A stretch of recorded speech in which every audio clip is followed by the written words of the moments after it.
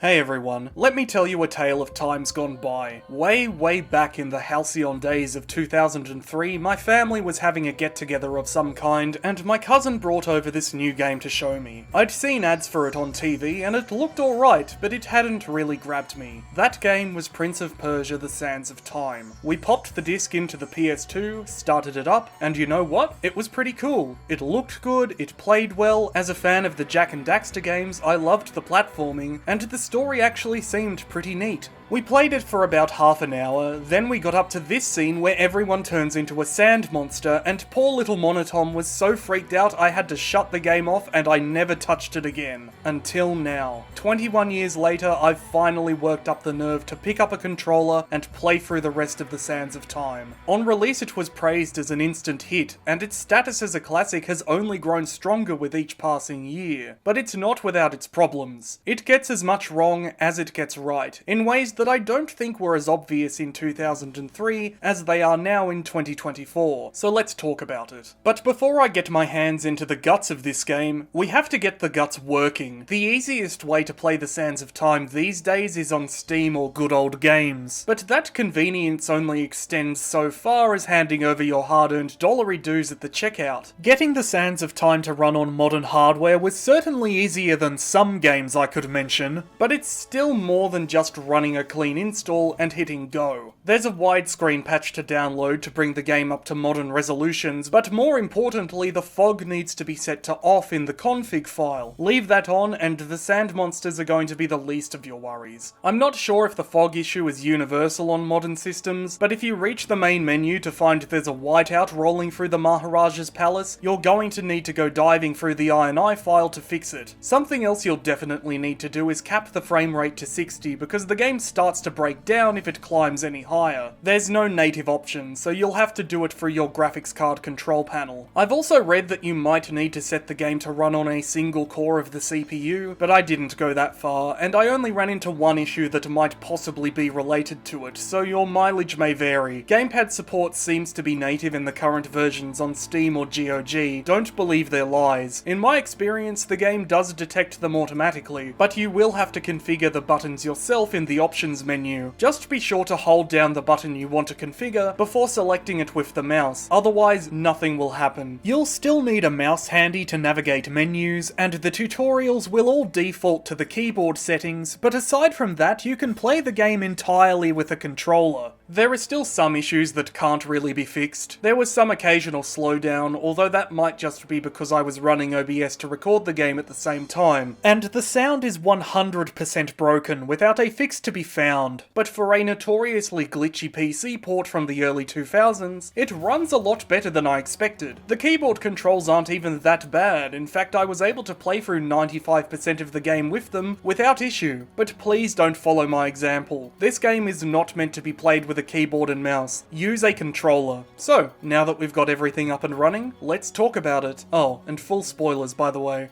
This is your only warning. What immediately struck me about Prince of Persia: The Sands of Time is the game's commitment to story. The plot kicks off before you even reach the main menu with a short cinematic to build intrigue. A storm rages outside a palace. A princess is jerked awake from her sleep. Outside in the rain, the prince races through the jungle for some unknown reason. The Sands of Time isn't the first game to begin with a little plot on startup, but I think what sets it apart is that the story doesn't stop between this cinematic and the moment you press play. The main menu depicts that same palace from the cinematic, and the second you hit new game, the camera moves in to reveal the prince standing on a balcony in the light of the moon. The developers could have very easily had this be a cutscene where the prince enters the palace on his own, but I really like that they have the player do it instead. As a movement tutorial, it's very brief. The second you run through those shining curtains, the game rips control out of your hands again for the real opening cinematic. But that little moment of hesitation the prince might show due to the player's unfamiliarity with the controls is so extremely important to the story. It's something you won't even notice your first time through. It's something the developers might not have even intended, but on playing it again or rewatching my recordings, it feels so right for the character in that moment. The way the game integrates story into gameplay is something Jordan Mechner, the game's writer, one of the designers, and the creator of the original Prince of Persia, really focused on with The Sands of Time. time, but it's a philosophy he holds to strongly when it comes to any game. In an interview with Gamasutra, now game developer, he once said, quote, "Game designers can sometimes fall into the trap of developing a really complex story and thinking that somehow makes the game more complex or more interesting. Most action-adventure games with complex stories suffer from a clunky alternation between gameplay and cutscenes. My personal preference to enhance the story aspect of action games is to bring the story into the gameplay." End quote. I'll get into the way the Sands of Time braids story and gameplay together as we go, because it is one of the best examples of a narrative-driven game I can think of. For now, let's not get ahead of ourselves, let's just go with the flow.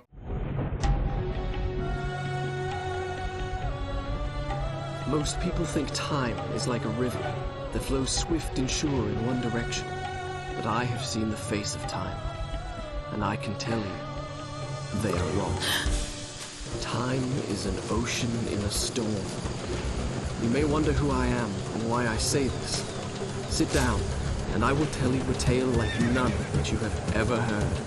The Sands of Time begins with a battle, and the reveal that this Prince of Persia game isn't actually set in Persia at all. The game begins in India, with the King of Persia's attack on the Maharaja's palace. The Persians have a man on the inside, a treacherous vizier who opened the gates for them on the promise that he could have any treasure of the Maharaja's for himself, and is absolutely definitely not the villain. But the prince, not wanting to be shown up by an old man, rides off to find glory in battle for himself. The pre-rendered animation throughout the game is a little janky, but it's still an intense sequence and a huge spectacle on which to open, and it doesn't end with the cinematic Prince face. Gameplay resumes in the midst of battle, though the first thing you'll see is the prince lying flat on his face. He's not the warrior he wishes he was. He's an asshole with a big ego looking to make a name for himself, and he says as much in a moment of narration.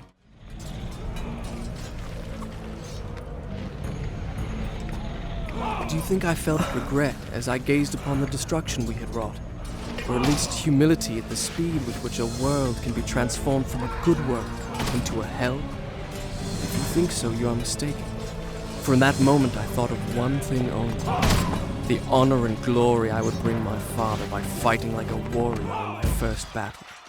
The battle rages all around you on the walls. You see arrows and artillery flying through the air. It's a huge cinematic moment, but I think it's important that the prince only ever finds himself on the periphery of the fighting. He spends most of the opening moments of the game climbing past the destruction wrought by the battle, and when he does encounter an enemy or two, they're just random guards. The prince's lack of any experience matches the player's own, and like him, you want to keep going. You want to press on and get to where the fighting is thickest. You want to delve deep into the palace and find the Maharaja's treasure vault. You're swept up in the moment with him. You're swept up in the moment with everyone. To the person playing, it's just a game, but to the prince it's real, and it's happening, and he's never killed anyone before, and that's where you fall out of step with him at last. Even though he stays silent in the moment, his narration speaks about how the reality of killing your enemies is very different from the fantasy, so rather than keep fighting, he chooses to search out the treasure vault instead. Many men that day sought to win honor and glory on the battlefield,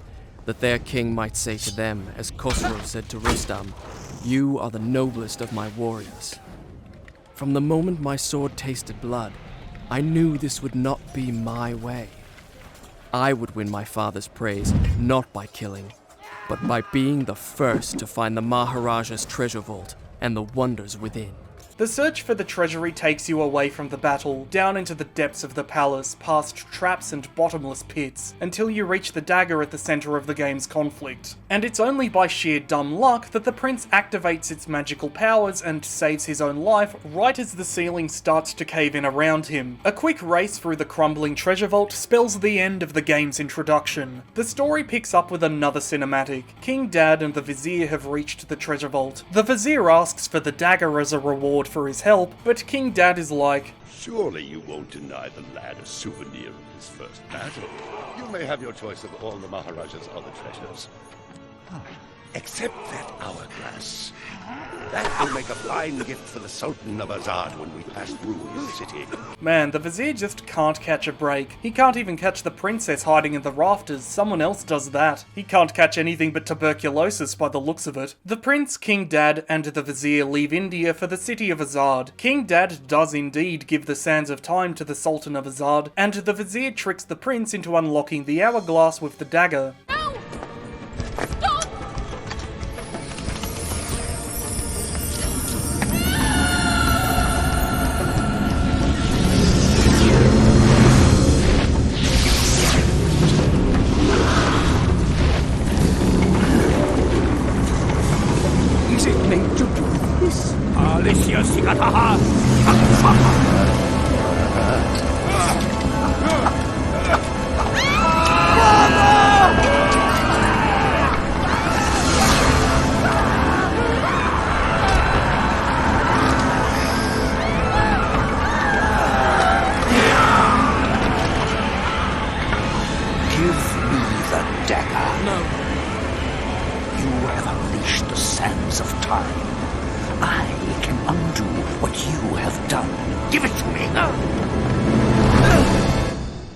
This is the moment where my younger self pieced out of the game because it was just too scary apparently. Looking at it now I just laugh, because it's really not all that intense compared to some of the other things I'd watched by that age, like, you know, the original Alien. But since coming back to the game, I've been wondering why it affected me so much as a wee bab, and I think the answer is the writing. King Dad gets more characterization in his 2 scenes than some people get in entire games, entire books and movies even. He might be a conqueror, but he's very charismatic, he's very personable, and he's not interested in brutality for its own sake. I want no animals or maidens harmed until I have chosen.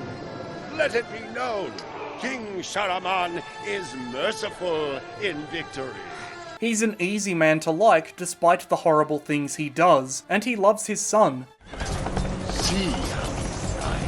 The prince clearly looks up a great deal to his father, so when the Sands of Time kill him, it's hard not to feel the same horror as the player character. The prince is still pretty untested at this point, and the player's only just made it out of the tutorial, so you feel the same helplessness. There's nothing you can do to stop what's happening, and even if there was, you and the prince don't have the moves yet to pull it off. It's that same connection between story and gameplay I mentioned before, and it's still effective even if it's not all that scary to me anymore. Not knowing anything else about the game other than it had time rewind mechanics before sitting down to play it probably helped too. It's a great bait and switch. The game starts off with a big bombastic moment of action spectacle, and then suddenly shifts gears into survival horror, at least in tone. In terms of mechanics, the Sands of Time remains firmly an action-adventure game, though there is still a definite increase in complexity, and it's here that Prince of Persia: The Sands of Time becomes really hard to discuss in the way I like to arrange these big critiques, because from this point on, the game plays out in one uninterrupted block. There are no loading screens aside from the occasional cinematic, and there are no chapter breaks either. There's not even really a lull in the pacing. If you're not in combat, you're platforming, and if you're not platforming, you're probably going through some of the story, although no part of the game is so rigidly segmented. All 3 core aspects of the game design bleed into one another. It's rare that you'll go through an area without every one of them on display, and as a result, the pacing remains intense across the 9, 10, 12 hours it might take to complete a first run. You do go through many different areas of the city of Azad, true enough, but I never felt like I reached a moment where the game outright went, right, that area's done, on to the next one. Like the combat and the platforming, the whole city blends together into one continuous space that can't really be separated into smaller parts, so I'm not even going to try. The city of Azad is an amazing setting, one that gives the impression of a much larger place than what you actually see. I was constantly blown away by just how fucking good the exteriors look. Every time the game ventured out onto the city walls, or the palace ramparts, or even just onto some random balcony or courtyard, I had to stop and take in the view. The scale is beyond believability, but somehow it feels real, like every area has a purpose if only you had the time to stop and check. I never got tired of looking out at the Tower of Dawn and the vortex of sand swirling above it. You start out a significant distance from it, but as the game goes on, you get closer and closer, and it gets bigger and bigger, until you're just a tiny insect climbing up its colossal walls. Even better, you can see the places you've already been during the climb. The Tower of Dawn is hardly the only landmark you travel to either. If you can see it, there's a good chance you'll end up passing through it. It is exaggerated fantasy architecture at its very best, and the way it seamlessly incorporates so many platforming mechanics into the design is great. Islamic and Iranian architecture both have long and rich histories, and I am not an expert on either by any means, but even just looking up famous examples of both from across the centuries, you can see how they've influenced the design of Azad in terms of shape and colour and even the puzzles. You can see how pillars and archways and decorations have become aspects of the platforming gauntlets through their exaggeration. Patrice? Oh god, that's a name. Hi, with me is Patrick Dessier. That did not help at all. Dessier. Desolé? Dessier. Dessier. Dessier. Patrice Desolé, the creative director, said as much in an interview with Worth Playing. Quote, "We also used a lot of documentation on Arabian art and architecture and tried to push these references to something more fancy, unreal. We exaggerated the proportions of the towers and the rooms to make a more immersive and spooky universe. We were also inspired by the Seven Wonders of the world. The size and the originality of these environments gave us some nice ideas to design the Palace of Azad." End quote. The city is like something out of myth, a gesture towards something from real life rather than a one-to-one translation.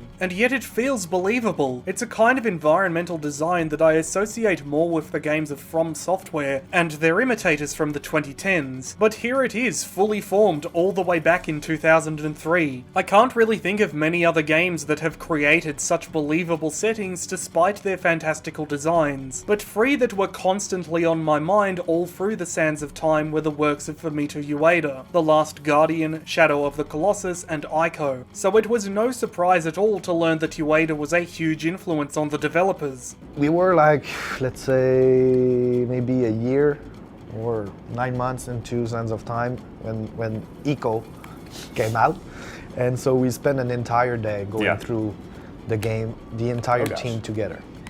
Yeah. Sitting down, looking at it, playing it, discussing it, This is brainstorming. so good.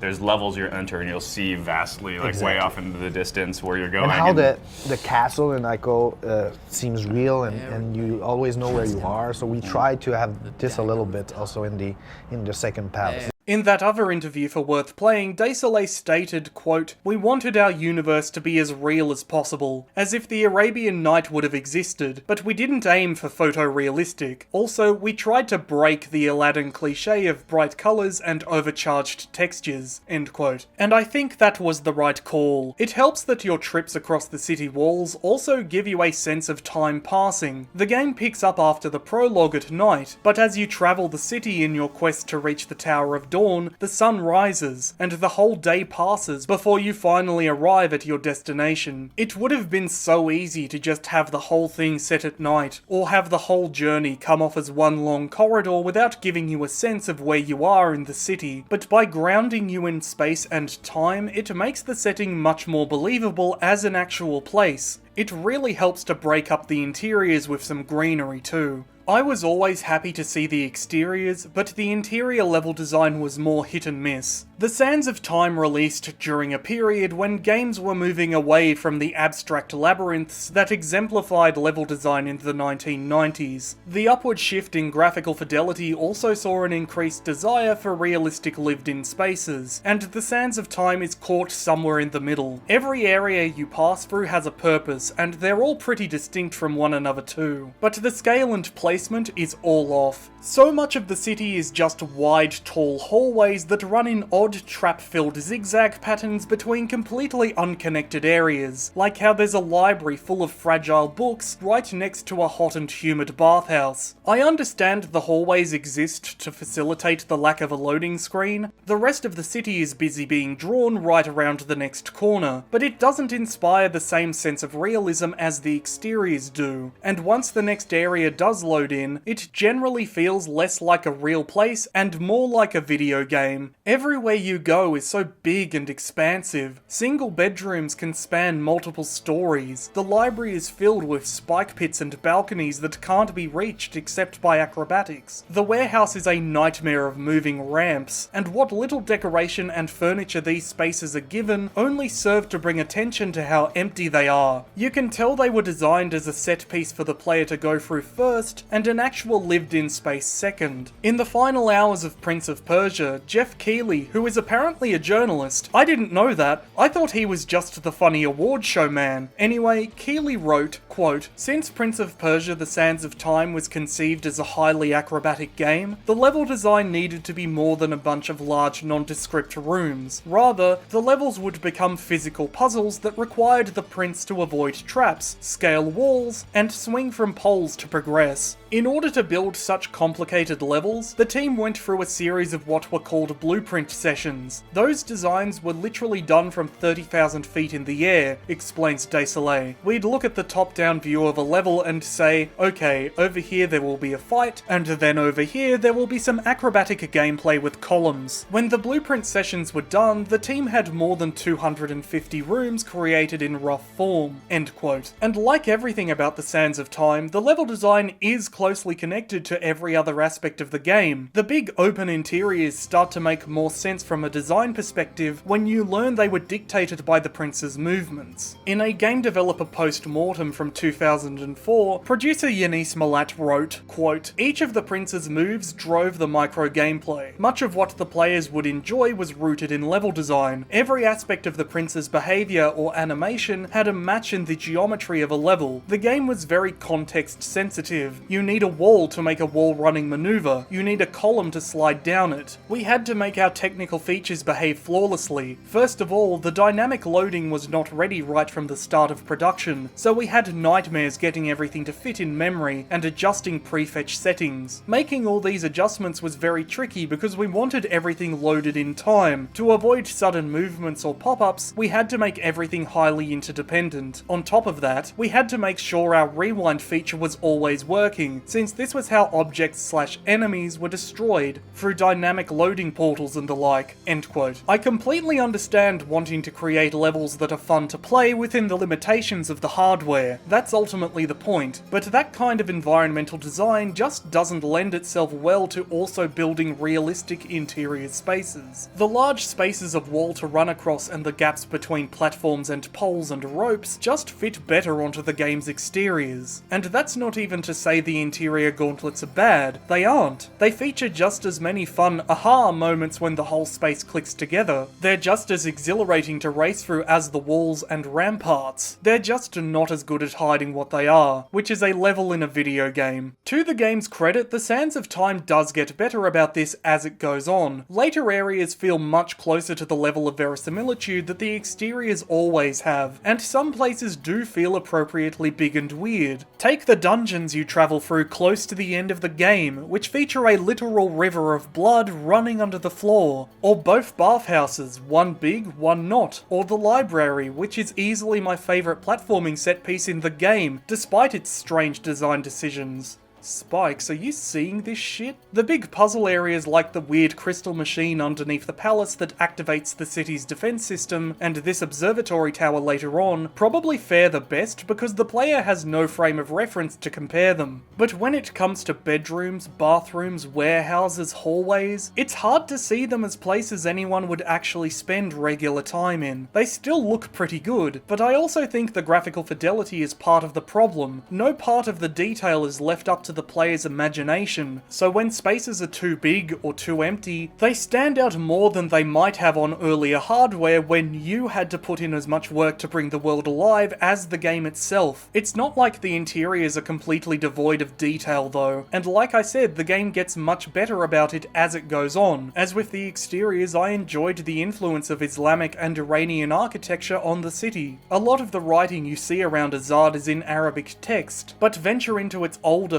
forgotten areas, and you'll find the walls covered with cuneiform and bas reliefs from a much earlier age. The appearance of figures in the decoration of these areas is significant too, since Islam has a strict taboo on such depictions in artwork, so if you know your history and you know your religion, it's an immediate tell that you're in a much older area of the city, or it would be if Azad weren't overflowing with statues and paintings. This is where the art direction in the level design gets a little muddied. There's still a lot of influence from Islamic, Indian, and Iranian architecture, but there's definitely some Greco-Roman designs leaking in too, especially in the bathhouses, but let's put a pin in that for now. The city of Azad, both in terms of art direction and level design, is just as much a character in the sands of time as the titular prince himself, and it's great. The way it goes from this impossible place of beauty and wonder to a crumbling ruin at the center of the apocalypse was spectacular. It's already become one of my favorite video game settings on that strength of character alone. It's just a shame that it puts its worst foot forward right out of the gate. The game picks up right where the cinematic ended, with the prince having just escaped into the reception hall. There's a brief cutscene of the captured princess running away, but then it's right into combat. I don't actually mind this space, it feels appropriately big, it's meant to be a reception hall, it's allowed to be empty. And I'm glad they give you a wide open space for the tutorial on combat's new complexities. Though with the game, the princess, and even the prince himself yelling at you about what you have to do, it is a little excessive.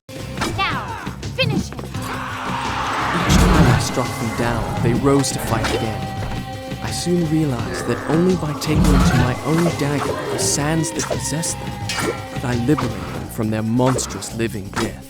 After the fight, the city's destruction forces the princess to run, and you're introduced to another new mechanic, the save system. But let's keep moving for now. You go through the hallways chasing the princess, but more debris blocks your path. Instead, you're forced through a couple of bed chambers and a series of hallways that, while well designed from a mechanical standpoint, are just kind of bland to look at. And that's on top of the strange proportions I mentioned before. Eventually, you'll catch up to the princess, and it's here that she finally introduces herself.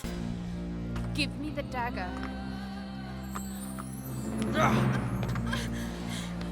Who are you? I am Farah, the daughter of the Maharaja from whom you stole it. This is your doing. I saw my father turn to sand. As usual, the writing is stellar, a cut above most video game writing from the time, and even today. Farah's anger at the prince for unleashing the sands of time is completely understandable, as is his shock at what's just happened, and the way they lash out at each other at first feels very true to life. The argument is cut short by the arrival of some giant sand scarabs. Completely tangential and unrelated fact, scarabs are actually dung beetles, which the sands of time decided to depict not through big balls of shit, but by making them the worst enemy in the game. No, sorry, I forgot about the bats. The second worst enemy in the game. Although it must be said, while they call them scarabs, they more closely resemble rhinoceros beetles, which are related, but as far as I'm aware, have nothing to do with poo. Anyway, the danger forces the prince and Farah to put aside their differences. Farah gets sucked through a hole in the wall, and the prince tells her to meet up with him back at the reception hall, Prince Face. It's not long after that you get your first glimpse at the Tower of Dawn, as a bunch of birds carry the hourglass down to its base at the vizier's orders. Also, I could not explain that those winged creatures had a master. is that? No, surely not. This moment spent out on the balcony beneath the moon is followed by a climb down what I can only assume is the Sultan of Azad's bedchamber, and it's easily the best example of what I don't like about the game's level design. Mechanically, it's mostly fine. The way it stops you every few jumps to fight a scarab or two really breaks up the flow of the acrobatics, and that always sucks. But that's not my biggest complaint. It's the sheer size of the room. The way so much of it makes no sense. The way so much of it is just empty space all built around this comparatively tiny bed. The way it's screaming that this is an area in a video game rather than an actual space that anyone would choose to live in just takes me right out of the experience. It completely shattered my immersion, and the long fight sequence down at the bottom only made it worse, because it gave me so much more time to stare at the environment and see how unrealistic it was. I'm not very good at the combat in this game. I was here for 15 minutes. By the time time I finally got through it, I was so fucking sick of this stupid room. Thankfully, things pick up again right after once you venture down a secret passage behind a bookshelf to the chamber beneath the palace where the city's defense system is located. There's actually a 4th survivor down here, and he's fucking awesome. I love this guy. Oh, thank God! I was afraid you were one of them! Can you help me activate the Azad defense system? I'll reset the axles for you! The man who's normally in charge of this got... Never mind!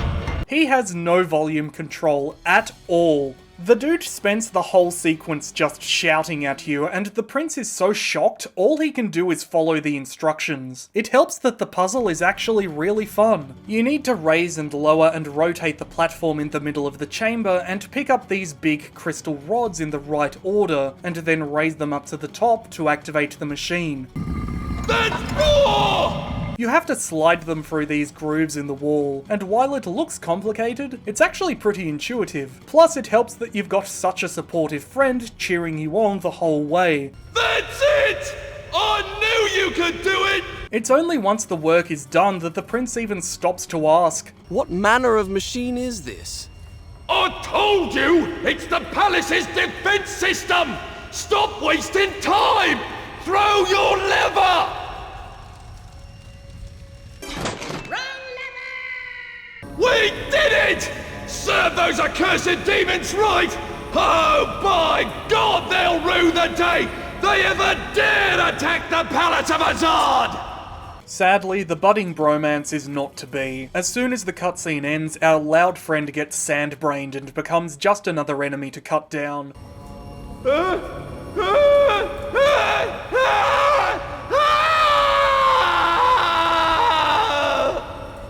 Aside from this sequence just being a fun puzzle with a one-scene wonder of an NPC, I think it's fantastic that the prince is the one to activate all the traps he'll be fighting against for the rest of the game. There's a great irony to it, and it plays into his character of him being his own worst enemy. The prince even muses on how he's only fucked himself as you go through the first gauntlet of traps. The palace's defenses had a twisted logic of their own.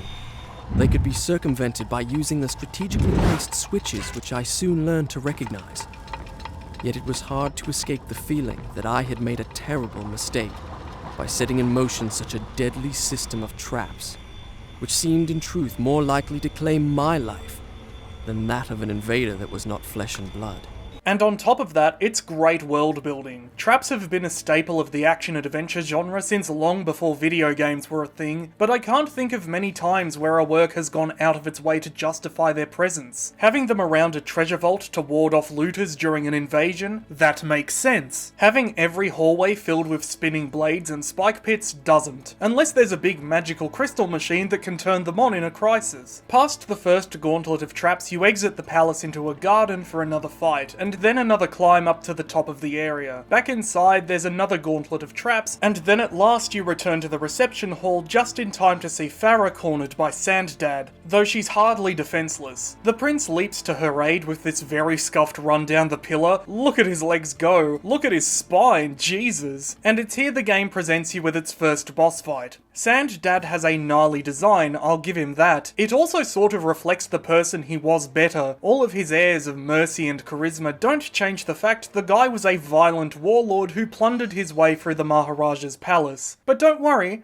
Sanddad still loves you. The game might frame the encounter as a boss fight, but aside from the presence of Sanddad and Farah, it's not actually any different from the previous combat encounters, so let's talk about them. I said before I was not good at Prince of Persia's combat, but I don't think that sufficiently conveys how absolutely dogshit I am in a fight while playing. And I'm sure some of you right now are saying, well of course, you played with a mouse and keyboard, but I don't think my thoughts on the combat would be different if I'd gone through the game with a controller instead. I will say this for the game's combat mechanics, they look great, and when you fall into a good rhythm, it can be extremely satisfying to play. The controls are very simple. There's one button to attack with your sword, one button to attack with your dagger, one button to block, one button to dodge, and one button to use your time powers. And the move each one does changes based on how you combine them. Dodge close to an enemy and the prince will flip over them, allowing you to slash them with one of your blades from behind. Block an incoming strike and you can parry it with a counterattack, or even a coup de grace if the enemy is knocked off balance. In the prologue all you had was your sword, and enemies just died, but sand zombies,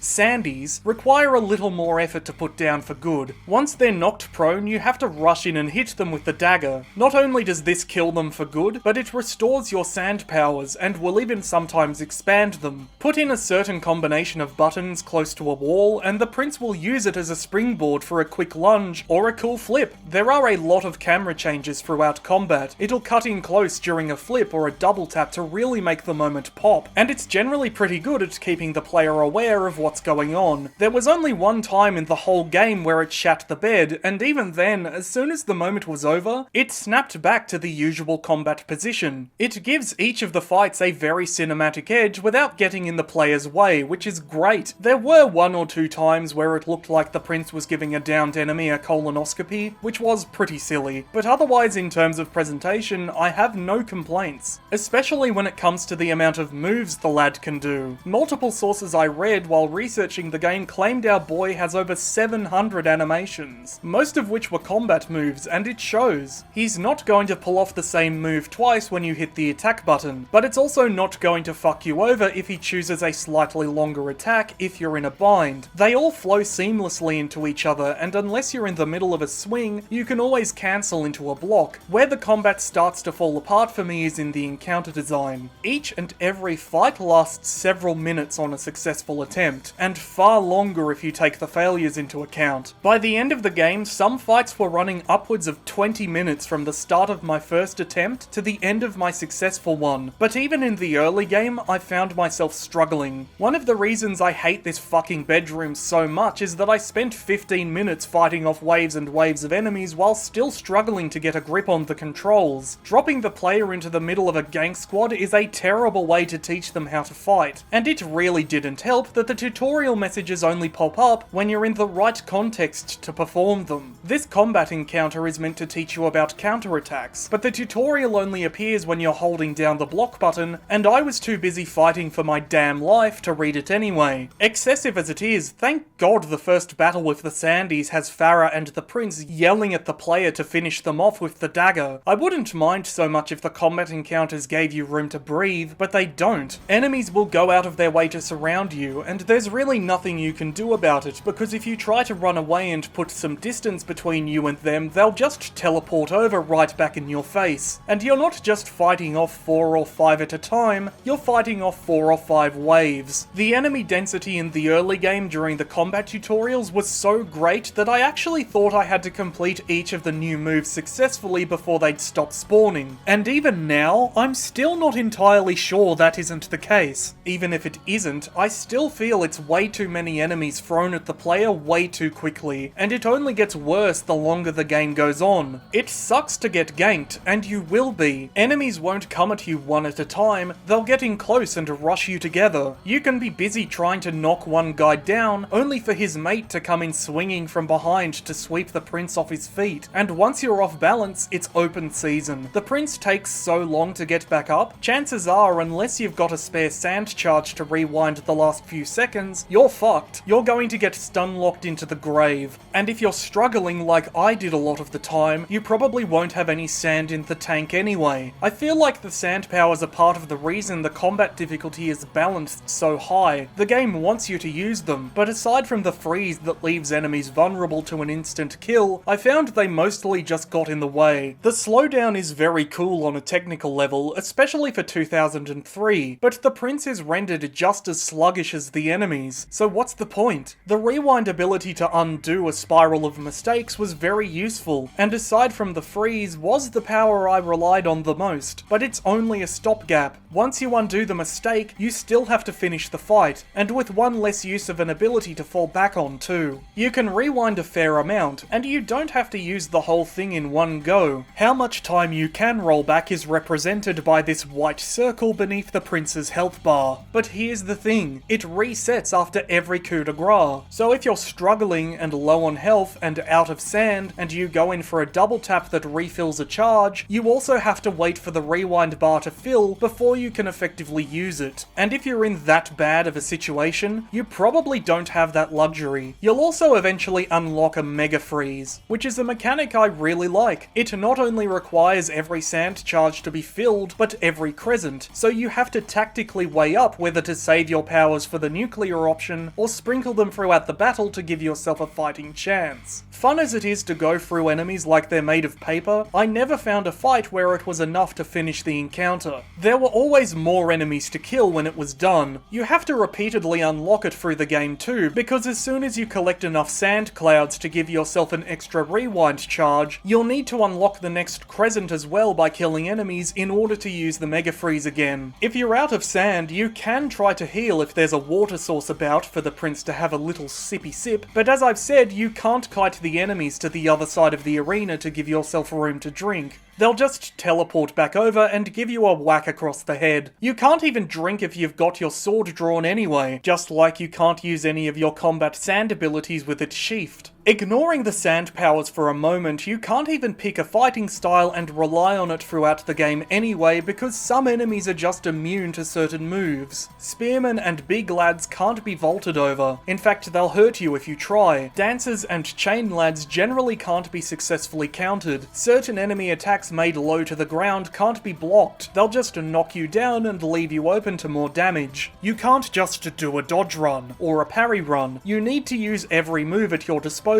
And on the one hand I think that was the right call, because it ups the complexity of the combat mechanics, but there just isn't enough enemy variety to support it. If we ignore the sandimals like the scarabs and the birds and the bats, which all die in 1 or 2 hits, there are 8 enemy types in the game with only 1 or 2 reskins, and by the time you reach the credits, you will be so fucking sick of blue spearmen and big boys. The last few set piece fights are almost nothing but wave after wave of these bastards, with maybe one other type thrown in as a little garnish, and you can't dodge them. You can't even just attack them most of the time. You have to block and counter them until they're off balance, and good fucking luck with 4 of them beating the shit out of you at the same time. And it sucks so much to be busy trying to lure one of these dickheads into attack so you can counter it, only for some other asshole to come swinging in from off screen too fast for the prince to dodge. Not that he could anyway without taking damage, and the auto aim is such that it'll never go after the enemy you want it to, so there's really nothing to do but rewind, assuming you've got a charge to spend. At least the enemies can hit each other. Aside from some enemies just denying certain attacks and the timings needed to counter their strikes, there really isn't that much difference between them. Something even Yanis Malat, the producer, noted in his post-mortem of the game. Quote, "Due to the late delivery of final maps, all the enemies' behaviours had to be developed and coded on placeholder maps, basically a flaw, which did not take into account the geometry of the actual maps. Obviously in this situation, the enemy's AI came out way too bland, compared to what it should have been. Contextual enemies, such as the sandbirds, sand tigers, and other mythical creatures, were extremely cost inefficient to produce. Some of them simply had to be cut, whereas all the bipedal enemies later required a significant debug process." End quote. This almost makes me wonder if the combat encounters were stretched out with waves to offset the lack of complexity in the enemies, because as a certain mustachioed dickhead allegedly said, quantity has a quality of its own. Speaking of the sandimals, they do add a little bit of variety, but overall they feel undercooked. As Malat himself implied, there are only 3 in the game: scarabs, birds, and bats, and mostly they only exist to get in your way while platforming, or to slow you down in a loading zone. The scarabs are a nothing enemy, they're not worth talking about, and the birds are kind of annoying, but they're so big that they're hard to miss. But the bats fucking suck. I cannot stand them. It's impossible to get rid of them with a single swing of your sword, and it's impossible to follow them when they scatter because they almost only ever attack you while you're platforming. I do like that the prince can draw his sword and attack while climbing a wall or balancing on a beam, but the way the encounters are used just completely break the flow of platforming. Each time a swarm of bats flies in, you have to wait for them to get close before you can actually damage them. The rest of the time, I'm pretty sure they're invincible, and they won't creep in for another attack for a few extra seconds after you take a swing. They waste so much fucking time, and you can't even get away from them because if they catch up to the prince, they'll just throw him into the fucking void. The only good thing about them is that you don't have to kill them all in order to make them leave. They'll take the hint at free or less, and then fuck off into some corner of the skybox the game thinks you can't see. They didn't add anything to the game other than a longer playtime, though at least when you're platforming you don't get hit with a combat over animation. At the end of each battle, at least when your feet are planted firmly on the ground, you'll get a surprisingly long animation of the prince sheathing his weapons, and I'm really torn on it. On the one hand, yeah, it wastes a few seconds and could have just been done in gameplay, but on the other, it was nice to take a moment's rest after the 15-20 minutes spent fighting through hell. It grated on me in the early game, but by the time I reached the final boss, I didn't really mind it. But we're still a long way from that yet. The first boss is right here in the reception hall. Sanddad isn't a particularly hard fight on his own, but that doesn't mean he's easy. I'm pretty sure he's just a reskin of the big boys with a little extra health. The real difficulty in the fight comes from the army of ads he's brought with him, many of them spearmen. But that's okay, because for the first time in the game, the prince isn't fighting alone. Farah is here with her bow to run support, and I cannot express in words just how nice it is to have her around to draw aggro. Not only that, she can stun enemies, leaving them open to an easy coup de grace. She's not invulnerable, she can be killed if left alone too long, but her health bar's pretty generous, and it refills on its own between taking a hit, so it's not like you have to go out of your way to protect her. Farah is more than capable of protecting herself. In fact, she only died twice in my entire playthrough, and one of those times wasn't even to combat. She slipped off a ledge onto some spikes. The other time was in battle, but it was also the mechanical climax of the game's combat, so it makes sense. It's an even tougher fight than usual. Farah can even hit the prince if he gets in her way, and you'll even take damage as a result, which is at once great verisimilitude and fucking infuriating. I can't help but love it. Ow! Sorry. Great as Farah is to have by your side in a fight, she also kind of breaks the enemies. But you know what? I'm not complaining. This was fucking great. I could have watched it for hours. But to sum up my thoughts on the combat, it feels half-baked. I enjoyed the platforming, I enjoyed the story, I enjoyed the setting, and I especially enjoyed the characters. But aside from looks, I hated the combat. Every encounter was either way too long, had too many of the same enemies, or was so short you have to wonder why they bothered. To say nothing of how it was used to break up the momentum of the platforming sections. When it clicked, when you're able to find that rhythm, it's great, but it so rarely did. Anyway, lay Sanddad to rest and the story continues. I'm sorry. Why? I know what it is to lose a father. That was not my father. I like how the prince storms off after this exchange. It's still befitting of his character, and it actually brings the save points into the story. I haven't really talked about them before because they haven't really mattered until now. What they are is never explained. The best guess is given by the prince, who calls them an aspect of the sands of time. The first time you interact with each of them, you're given a short vignette of the challenges up ahead, like you're getting little visions of the future. This early in the game, I thought it was a bit of a gimmick. The quality is very crunchy, it just looks like bad trailer footage. But as the game goes on, they do play with it, such as here where you're given a glimpse of the vizier receiving the hourglass, something you'll never actually see. As the game continues and the world is consumed by the sands of time, the visions start getting into your head too. Every so often a vision will mix in a shot of the prince missing a jump or lying dead on the ground. That's really what made the mechanic click for me. It wasn't just spoiling the next area of the game, it was serving the story in its own weird way. I also have to say, going back to watch a vision at a save point after leaving the game alone for a couple of days was a lifesaver. It was extremely useful to have it there as an in-game hint on the couple of instances where I got stuck, but the fact it's even incorporated into the narrative at all is just the cherry on top. Each time the prince uses a save point, he blacks out, and Farah reacts to it, including at the very next checkpoint, but for now, it's strictly business.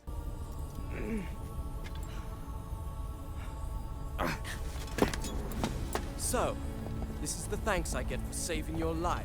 You don't understand. I need that dagger to undo. To undo what I have done. Truly you must think I'm a fool. You are right to be cautious. But fight as bravely as you may, you cannot defeat this enemy.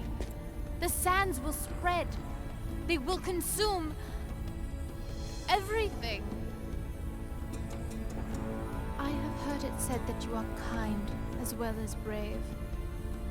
Please believe me. Help me find the hourglass. It is in the Sultan's treasure vault, atop the Tower of Dawn. How do you know that? I just know. Come with me then if you insist. But I warn you, I move pretty fast. You'd better keep up.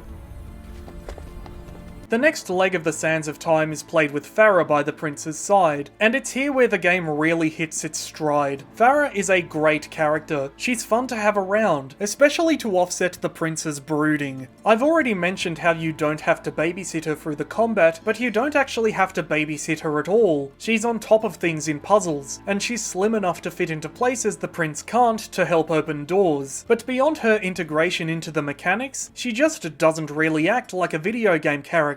She feels closer to someone playing co-op with the prince. Swing a sword too close to her and she'll call you out on it. That's not funny. Stare at her for too long in first person and she'll react to it. Please don't look at me like that. Like what? She snaps at you if you don't open doors for her fast enough. Come on, open the gate. If you run ahead without her, the prince will make excuses like he just wanted to make sure the way was safe, and she absolutely will not believe him. I thought I'd make sure it was safe first before I brought you up. I'll bet. She's not a passive damsel to be protected, at least not until the very end. Farah's having none of the prince's bullshit right from the get-go. The moment he says he's pretty quick, she's already halfway across the palace rooftops before he can even turn around. And you can tell she gets on his nerves too, because every time they're separated, all he does is bitch about her. She tried to steal my dagger after I saved her life. She would have left me there to die. Here I am, risking my life for her again. And why? Good question. Yet, despite how easily they drive each other up the city walls, they do care about each other. If only because right now, they're the only two human beings left aside from the vizier. Farah calls out to the prince after a nasty fall right before his little bitching session. Are you alright? Stay there! I'll try to find a way in! And like I said before, she asks if the prince is alright the next time he accesses a save point.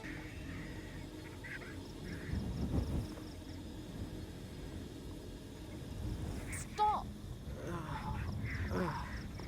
Are you alright? How long was I out? Long enough. What if the sand creatures came back? They won't. Not here anyway. But even in moment-to-moment gameplay, if you slip off a ledge, she'll gasp. The prince will call out to her to keep her distance when she jumps into the heat of battle from a place of safety. Get out of here! And you can discover all of this in the very first area she joins you for. There is one rather glaring aspect of Farah's character design that I want to talk about, and that's how she never comments on the prince's drinking habits. I mentioned before the prince heals by having a little slurp of water, but what I didn't say is that he's not picky about where it comes from. He will drink from any water source. Any water source. This pool in a cave, this dirty bathwater, this stream on some random cliff, this random puddle on the ramparts, this trough in a giant birdcage, this big pool at the bottom of a different cave, this pond filled with water plants open to the elements outside the palace reception hall, this fucking sewer. The prince does not care. In fact, he revels in it. Look at how fucking extra he has to be with every single sip. This is why drinking in the middle of a fight just isn't an option. The enemies are never going to give him enough time to throw his hair back after every gulp, and honestly, they're doing him a favour. So many of these water sources must be swarming with parasites, and God only knows what else. Enjoy rewinding the brain-eating worm out of your head, dingus. The decision to have the prince drink water to recover health rather than rely on some magic potion was a conscious one. As Jordan Mechner said in an interview with Gamer Sutra from 2004, quote, "You find a potion, you drink it, it restores your health. That was fine in Prince 1, but wouldn't work in the new game, because why would you have useful magic elixirs sitting around in a dungeon, waiting for someone to find them and drink them? Why wouldn't they have been drunk already by a thirsty guard or prisoner?" End quote. And fair enough. But I also don't think I'd ever choose to drink pond scum either, no matter how thirsty I was. It's one of those weird mechanics that is more of a lateral step alongside side realism rather than a move closer or further away. I don't know, maybe Azad has really good water cleanliness, even in the caves underneath the city. After making it across the palace walls and opening the way to Farah at the top of this tower, you end up at the warehouse. I've already mentioned how much I hate this area in terms of design. It makes zero fucking sense. But mechanically, as a co-op puzzle, it's actually really good. Having to work with Farah to rotate the ramps and get down to the bottom of the chamber builds camaraderie between her and the player. She's always quick to do what's needed, and she never needs any prompting from the prince or the player. The only thing I think lets it down is the constant dialogue. I actually love the banter between Farah and the prince in later puzzles, but here it's all repetitive stock dialogue that he never even responds to. Your turn now. Either way, it's a fun set piece in a dumb area, and it ends with a fight amongst the crates at the very bottom. Once that's dealt with, you're presented with a crate puzzle, but the less said of them the better. The Sands of Time actually uses crates in clever ways at certain points. The prince can't jump when he's standing in water, I guess because his pants are too dang heavy, so he needs something else to stand on to make certain jumps, and that's an interesting take on the concept. But just moving a box onto a button feels very archaic in such a forward-thinking game. Beyond the warehouse, you pass through the Sultan's menagerie, and like every outdoor area, it looks great. I spent ages just taking in the view, at least when I wasn't getting attacked by Tartarus from Halo 2, or these fucking birds. The climb up to the top of the aviary is a great platforming set piece. It really gets the blood pumping, though the prince finds his heart is racing for a different reason. If you have believed the rest of my tale until now, perhaps you will also believe me when I tell you that, as we made our way through the moonlit ruins, I began to feel strangely drawn to the girl at my side. My reason told me to distrust her, for she had good cause to hate me, yet she had proven herself a loyal companion. And, I confess, I was grateful for the company of someone who, like me, was flesh and blood. Not that you'd know it from their banter, they are ripping into each other here just as hard as the Sandies, and it's great.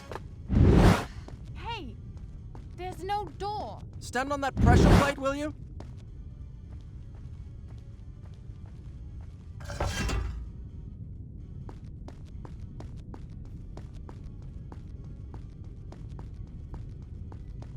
Now how do I get through? I don't know. Can't you crawl through a crack or something? The next section, platforming across some cliffs and broken wooden bridges, is a bit of a slump in my opinion, but just a little further on, past a hallway full of scarabs, you come to the first of Azad's bathhouses. It starts off with a fight with some BDSM bolgs and dancers in this modest vestibule, but then it opens up into this massive space filled with tiled pools, huge statues, and the object no bathhouse is complete without, a sword. It takes a lot of fighting, like a lot of fighting, to get a foothold in this area, but once you do, it transitions into a protracted puzzle up to the sword hidden high in the rafters, so you can use it to smash open a wall. Yes, really. The prince's own blade just isn't going to cut it. That door doesn't look so strong. Do you think you could smash it with your sword? Who do you think I am, Rustam? This was the first interior area of the game that didn't strike me as too big or too abstract. It feels about the right size for what it's trying to be, and parts of it are actually rather cramped. It's not just confined to the big chamber. You have to go through the whole building in order to reach the roof. It's a good set piece. I liked it. Aside from this, but we'll get to that. You do have the strength of Rustam. Behind the walls of the bathhouse hides a hidden passage to a much older section of the palace. The decor instantly sets it apart from the other areas you've already travelled through, and oh.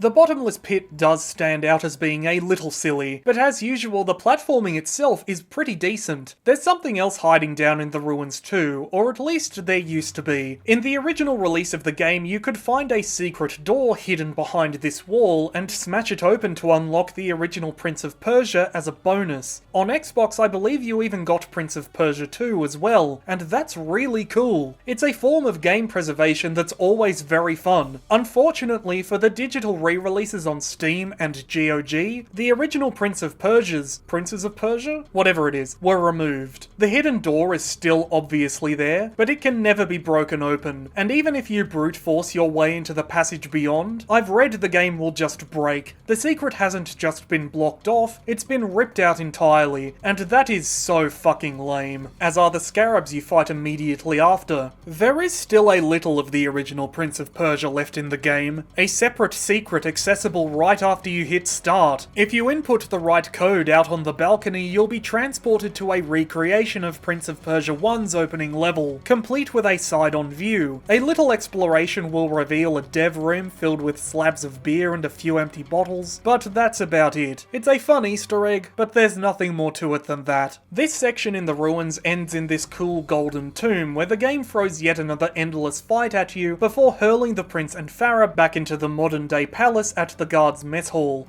I love this whole section. The mess hall is already a pretty fun environment, but it really pops off the moment you head outside. I've already gushed about how much I love the city exteriors, but this is the one that really made me stop and take a good long look around. The last time you were outside it was the middle of the night, and I was blown away by the sudden arrival of dawn. You have to climb up to the top of the guard tower, and it's great. What a thrill! But the real joy of this area comes once you cross the bridge and enter the next tower. Like the warehouse earlier, this is another big cooperative puzzle where the prince and Farah have to work together to reach the top, but unlike that section, it feels less out of place, and better yet, the banter is on point. It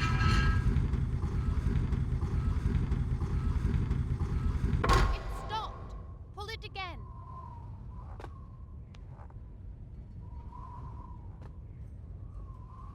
I think I see how this works. Try pulling yours now.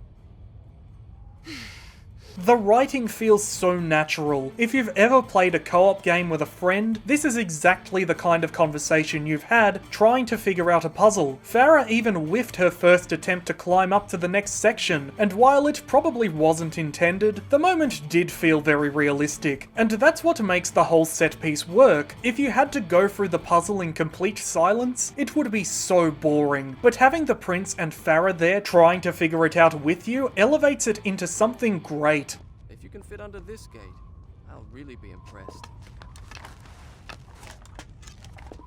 I knew that hole was there. Unfortunately, the next section of the game is an absolute chore. There's a fight with more birds across this bridge, which is, you know, whatever. But once you reach the other side, things really take a tumble. The bridge collapses behind you, which is great to watch, but then Farah realizes something's wrong. The story from here next broken. time.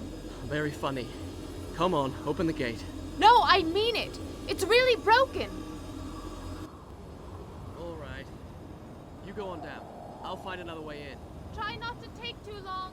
From here on out, the prince is on his own. There's a little more banter down at the bottom of the tower where they agree to meet up at the city baths. I know where I am. This gate leads to the baths. Do you think you could find your way there? Of course. Finding my way to the baths from here should be easy. Good. I'll meet you there.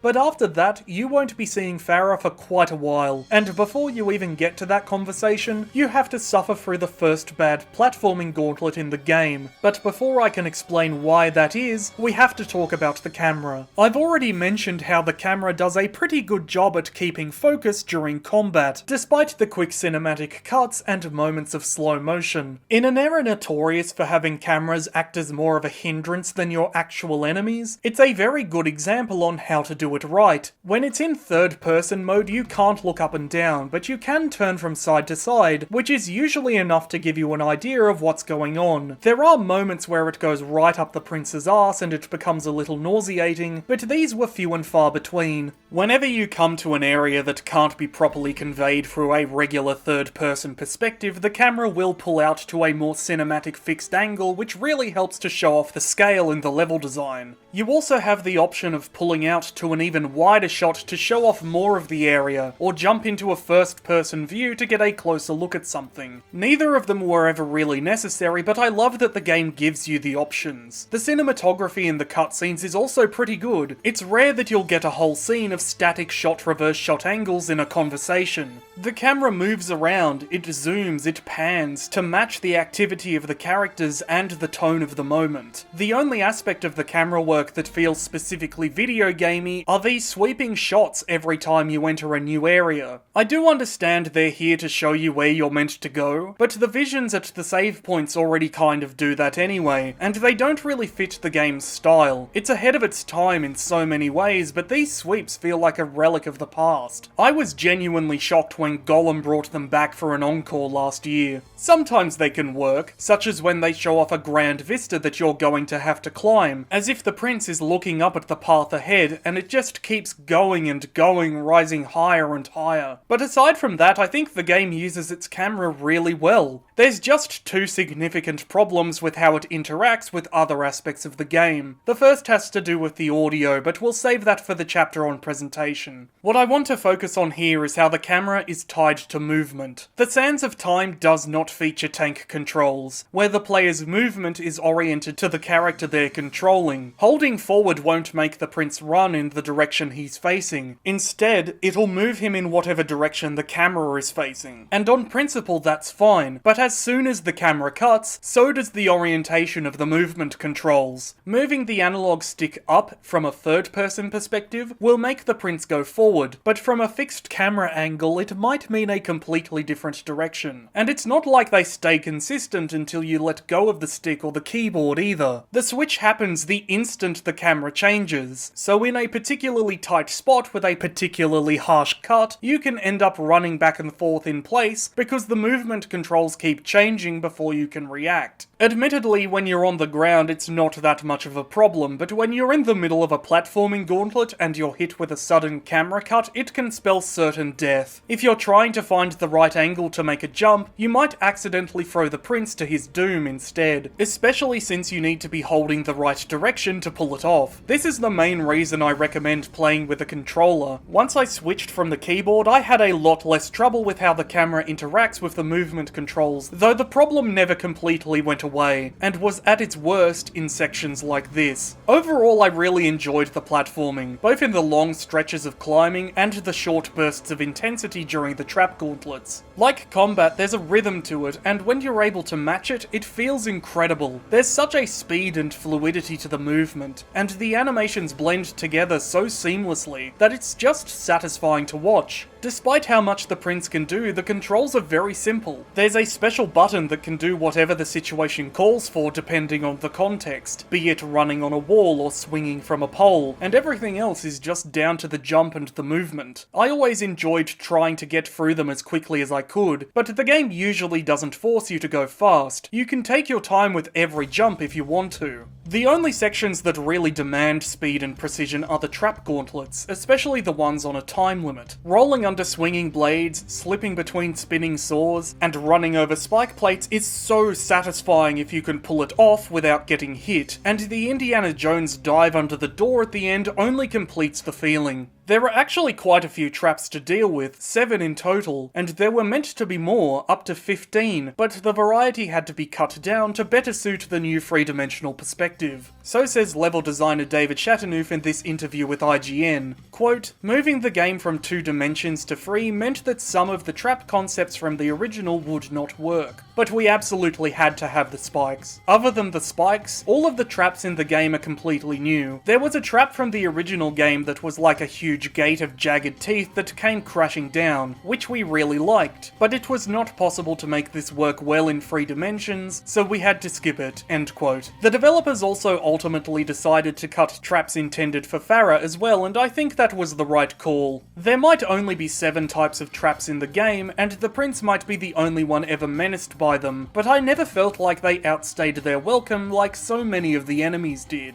Each gauntlet has a mix and match of obstacles that usually only only have one solution, but sometimes they don't. Sometimes the player has multiple options on how to get by, and they never felt repetitive in their arrangement. Each trap run is pretty short too. The timed gauntlets are already quite brief, but there are some sections even shorter than that, with maybe only 1 or 2 obstacles. They're short bursts of intensity that break up the more prolonged platforming sections and combat encounters. And that's not to say every platforming section is really long, but they are generally bigger than the trap gauntlets. They're much more of a spectacle, a chance to take things slow and build tension just by how high off the ground you are, more of a high-wire tightrope walk than an obstacle course. Much as I enjoyed the platforming, I do have to wonder if it would hold up on a repeat playthrough. I love this climb through the puzzle in the library, it's my favourite part of the game, but without the environment and the prince's animations, and the desire to push ahead and see where to go next, I wonder if it would evoke the same response on a second run. So much of what I enjoy about the platforming, and so much of what makes it work, is presentational. I love how some areas telegraph where you're meant to go through lighting, like this jump in the caves, or through camera cuts, or through decorations on the walls, but the sudden aha moments where the whole thing clicks together in your head, even as you're running the gauntlet, only work once. Without them, so much of the platforming boils down to climb from point A to point B. I can think of maybe one section in the whole game that offers you multiple options, the climb through this cave. The rest of it is very rigid in its design, and in a way that's good, because the first time you run it successfully, it feels great, it feels cinematic, it evokes the sensation of doing it for real. But I found on sections where I got stuck, after the first couple of attempts, the platforming just instantly lost all of its appeal, and became a series of inputs to repeat across the several minutes it took to catch back up from the last checkpoint. I got stuck on platforming very rarely though, thanks in no small part to the prince's time powers. Being able to rewind after a whiffed jump is so nice, especially whenever the prince was hit with a brain fart after a sudden camera cut. And you really need it too, because even a short drop will result in a sudden stop. The prince cannot survive much of a fall. But as within the combat, the dagger's powers are a finite resource. With too many jumps, and you're going to have to suffer through it without the dagger to fall back on. And it was these sections that really soured me on the platforming. There were only 2 or 3 moments that really gave me grief, and all of them were built around one specific move: wide wall jumps. I don't know what it is about them, but I cannot get the timing right. I had enough trouble trying to climb up these walls in the first bathhouse and the dungeons, but the 2 sections where the Sands of Time requires you to pull off a series of descending wide wall jumps were my least favourite parts of the game. They were dog shit, I fucking hate them. I got stuck at the second one for so long, that's why I switched over from a keyboard and mouse to a controller, just to see if it was any easier, and it wasn't. I still have no fucking clue how you're meant to complete these sections, and I'm not alone. I checked around online to see if anyone else had this problem, and at least a couple of others did, though sadly no one was ever able to offer a solution. Watching walkthroughs on YouTube didn't help. I know you're meant to hit the button when the prince's boots hit the wall, but that never seemed to matter. I'm pretty sure you have to be holding the direction you want to jump in before you even get the prompt as well, but unlike with the narrow upward wall jumps, that technique only worked some of the time, and never completely. I honestly wonder if it's one of those glitches the PC port is notorious for having from back when it was first released. Alternatively, I'm not convinced it isn't a hardware problem, even though I had no other issues on that front during my playthrough. It could just be me, but if so, I don't know why I only had trouble with that specific kind of jump. The prince yeeting himself in the wrong direction was a keyboard and mouse issue. It pretty much stopped the second I picked up a controller, but the wide downward wall jumps never clicked for me, which is really upsetting because the second example is only 10 minutes away from the end of the fucking game, but we'll climb that tower when we come to it. For now I want to focus on this specific section because it is just a sinkhole of everything that can go wrong with the Sands of Time's platforming.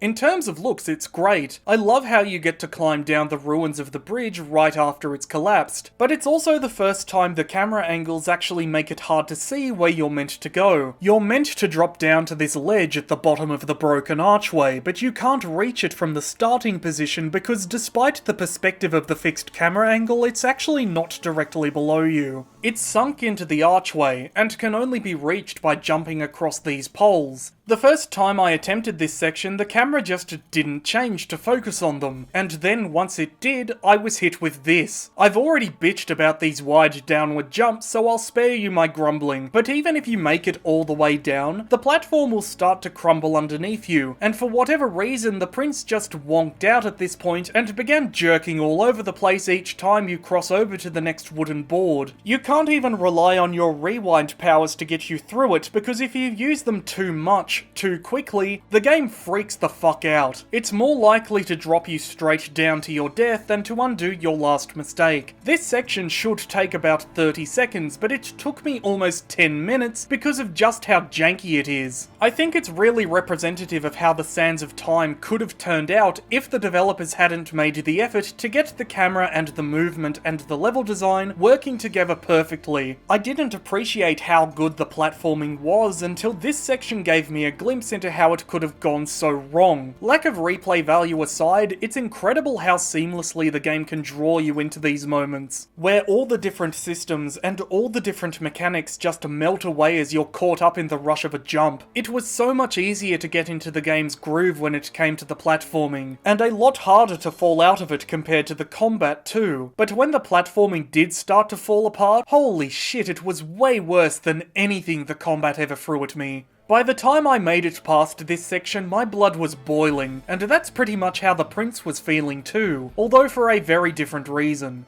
I'll just ask the first sand creature I run into. Could you direct me to the baths, please? Well, thank you. Don't mention it. I used to be a bath attendant back when I was alive.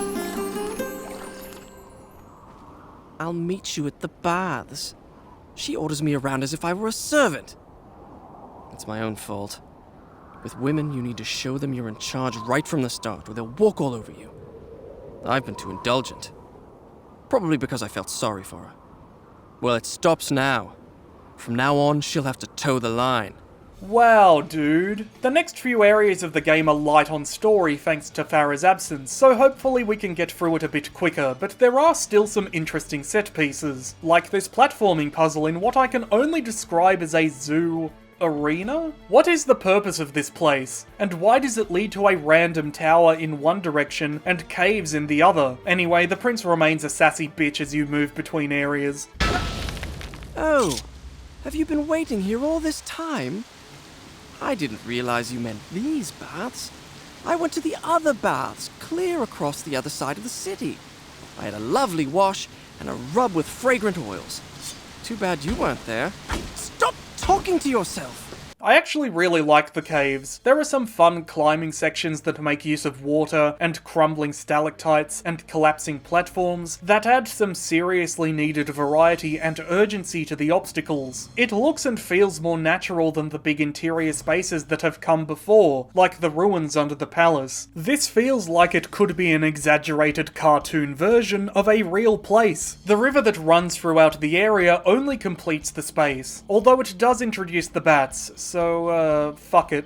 Trash area. The caves lead to this pool open to the sun, surrounded by platforms and barred off cubbies. And this is the one section of the game that gives you multiple ways to climb down to the bottom. It's a nice environment, it's got a very pirate feel to it, but sadly the game moves on very quickly. Down the next cave you come to a big sewer, and it sucks. Of course it does, it's a sewer. Name one good sewer level in any game. That's right, you can't. It does look nicer than a lot of video game sewers, and it does actually introduce a new platforming mechanic in these ropes, though in my opinion the game makes poor use of them given the potential in a three-dimensional swing. It's not exactly a difficult run of platforming puzzles or even a bad one. Like the caves, it makes good use of water as an obstacle, and includes some side areas filled with traps, but it's also the first time I found myself unsure of where to go or what to do. Now this is partially my own fault, I fully admit. I ended a session at this save point and didn't check the vision to refresh my memory when I came back to the game a couple of days later, so I had completely forgotten that you're shown how to complete the area right at its beginning. You're meant to climb up this rope back into the light, and to be fair, it is the only opening in the ceiling not to be blocked off by any kind of sewer grate, but the camera also places it right beside this huge fuck-off door in the wall that's signposted with a pair of torches, which the level designers have been using all throughout the area to indicate where you're meant to go. I jumped in expecting the exit, but all I found was a sand cloud and an HP upgrade, which, you know,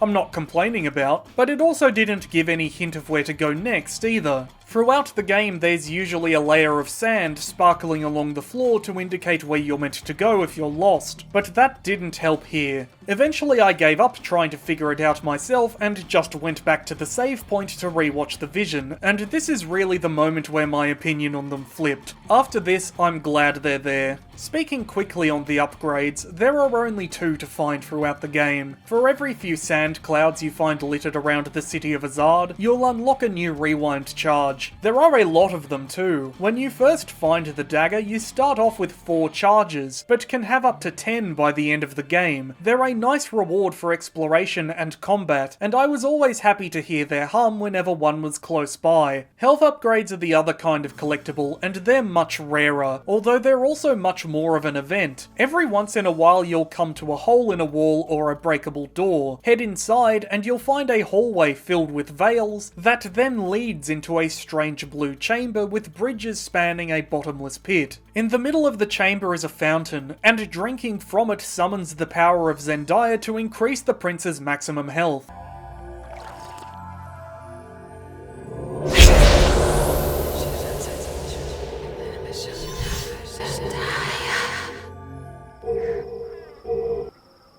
Hang on, blue eyes, Zendaya, sand? Is this a Dune reference? Did Ubisoft look 20 years into the future and sneak a fucking Dune reference into their Prince of Persia game?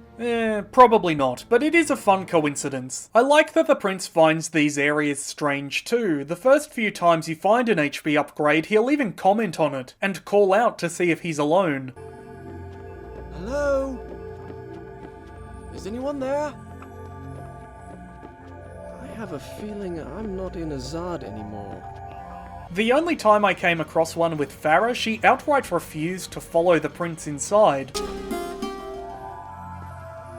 Come with me, please. And didn't seem to understand what he was talking about when he woke up afterward. Farah, how long have you been? Gone? What are you talking about? Never mind.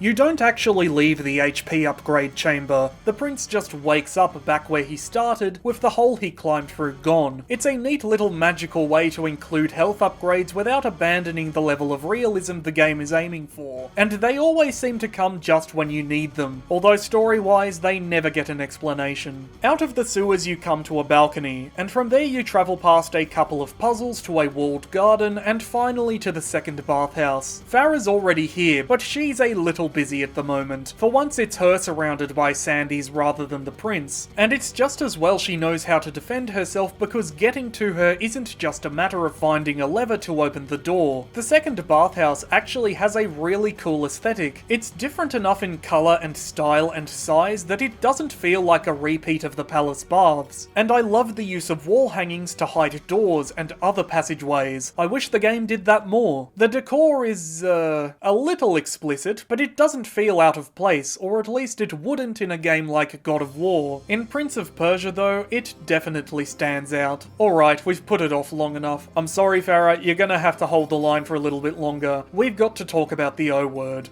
Orientalism is a complicated topic that, as a whole, is beyond the scope of this video, and I am by no means an expert. In layman's terms, Orientalism is the way in which the Western world imitates the East, through art, architecture, fashion, writing, whatever you want. It's been around for a long time. You can trace it back centuries if you care to, but most are probably aware of it through Edward Said's 1978 book of the same name. I've only partially read the book, and did so all the way back in 2017 when I was in university, so it's been a while since I've thought about it. But even through the intervening years, I vividly remember just how scathing Said was in his criticism of Orientalism. Said hasn't gone without his own critics over the years. Even I remember finding him to be quite strident in his arguments, despite agreeing with his central points. But whatever your thoughts on his thesis, that Orientalism doesn't just poorly imitate the East, but others exoticizes, essentializes, and condescends to it from a Eurocentric imperial perspective has pretty much framed the debate on the topic ever since its publication, and that's pretty much where my knowledge on and experience with the broader subject of Orientalism ends. So how does this relate to Prince of Persia: The Sands of Time? Is the game an example of Orientalism? Probably. It ticks a lot of the boxes, and it was certainly inspired by Orientalist works. The developers were very upfront that 19th century painters like Jean-Léon Gérôme and David Roberts influenced the art design, but the developers were also very honest about the influence of 1001 Nights, a collection of Middle Eastern folk tales. The developers even said in an interview this is why the prince goes unnamed when asked about it. Quote, "Actually, the prince didn't have a name in the previous opus of the series. It also corresponds to the kind of tradition of the 1001 Nights tales, where all the characters have a name except for the prince, who is always referred to as the king's son." End quote. Wikipedia even lists the Shah Namah, I hope I pronounced that right, apologies if not, as a source of inspiration, though I couldn't find any corroborating source for that. So yes, Prince of Persia probably is an example of Orientalism, but not being Middle Eastern or Indian myself, I'm not going to say it's offensive or insensitive on behalf of people I don't belong to. Yes, Persia and India and whatever Middle Eastern place the city of Azad is meant to represent are boiled down to very surface level representations, but as a historian, the only aspects of the game I feel comfortable claiming are inexcusable are the historical inaccuracies. Achaemenid Persia did historically invade the Indus Valley, but that was centuries before the period this game is clearly set. India has been home to many empires, some wide-ranging and powerful, others not, but the game never specifies which one it's depicting. Nor does the game ever directly engage with Islam, despite the religion's influence on art and architecture being everywhere in Azad. And it's that which makes these obviously Greco-Roman statues and wall reliefs, or the Iron Maidens down in the dungeons, stand out because they just don't belong. Azad itself seems to be completely fictional, or at least I couldn't find a city of the same name while researching for this video. The closest I got was an area in modern-day Pakistan, sometimes called Azad Kashmir. Pakistan is on the way to Iran from India, and it does have the kind of deserts we see in the game's cinematics, so the Sands of Time is, if nothing else, slightly geographically accurate. But the game is also meant to come off as a folktale. The prince is literally telling it to you as a story in the context of the framing device. The character writing also avoids a lot of shitty stereotypes you might see in other more condescending Orientalist works. The prince is a dickhead, absolutely, but he's also capable of growth, and he not only gets over himself by the end of the game, but a lot of his hang-ups too. Farah is an active presence in the story and the gameplay. She's not just a damsel in constant need of protection, and when she does have to be saved at the end of the game, it's mostly from herself rather than the vizier. Her outfits do sexualize her quite a bit, that's true, and that's something I want to get into once we reach the chapter on presentation. Even the vizier, despite being an obvious riff on the treacherous advisor and a stone's throw from a lawsuit from the big mouse in terms of his character design, doesn't just seem to want power for power's sake. He's sick, he's dying, he sees the Sands of Time as a way to cheat death, and that adds depth to his character which a straight Orientalist stereotype probably wouldn't have. Besides that, I can't think of many other games from that era which featured Middle Eastern or South Asian protagonists, much less ones as well written as these, and the Prince and Farah are certainly better representation than the hordes of terrorists who would follow them come the release of Call of Duty 4 Modern Warfare. Either way, a lot of this stuff you probably couldn't get away with today, or at least I hope you can't. I haven't played The Lost Crown, and who knows what's going on with the remake, but for a game made in the West and released in 2003, back when cultural sensitivity just wasn't as much of a thing, I think The Sands of Time fares pretty well. Is it Orientalist? Yeah, and it's certainly inaccurate in a couple of places, but I think that's about the worst I can say for it. As a historian, those inaccuracies are what gave me the shits more than anything else outside of gameplay. And besides, the developers listed a ton of inspirations from all sorts of media, not just Orientalist works or Middle Eastern folktales. They took from martial arts films, Indiana Jones, even the Dungeons and Dragons movie. Yuck! As for video games, they looked at Tomb Raider, of course, but also Devil May Cry, Onimusha, and naturally the original Prince of Persia. Plus, I've already spoken about Ico's influence. Like I said before, Orientalism is a huge, complicated subject, but it was also something at the back of my mind the whole while I was playing Prince of Persia: The Sands Sands of Time. I don't think it's as simple as thing good or thing bad, and again, I don't get to say one way or another, but looking back on the game, I think it's important to consider where it sits in the tradition of Orientalism as it stands in the present day, how it avoids some of the criticisms Edward Said might have levelled against it, and how things could be further improved by future works now that it's probably not as progressive as it was at the time of release. Compared to the original Prince of Persia, it is leaps and bounds better in terms of cultural representation. I can only hope the same is true when comparing the Sands of Time to the Lost Crown. Anyway, when I finally caught up with Farah, I was so used to fighting everything I saw, I just took a swing at her. Whoops. After the fight in the bathhouse, the prince doesn't even say anything to her. He marches right into the nearest save point, which is weird, but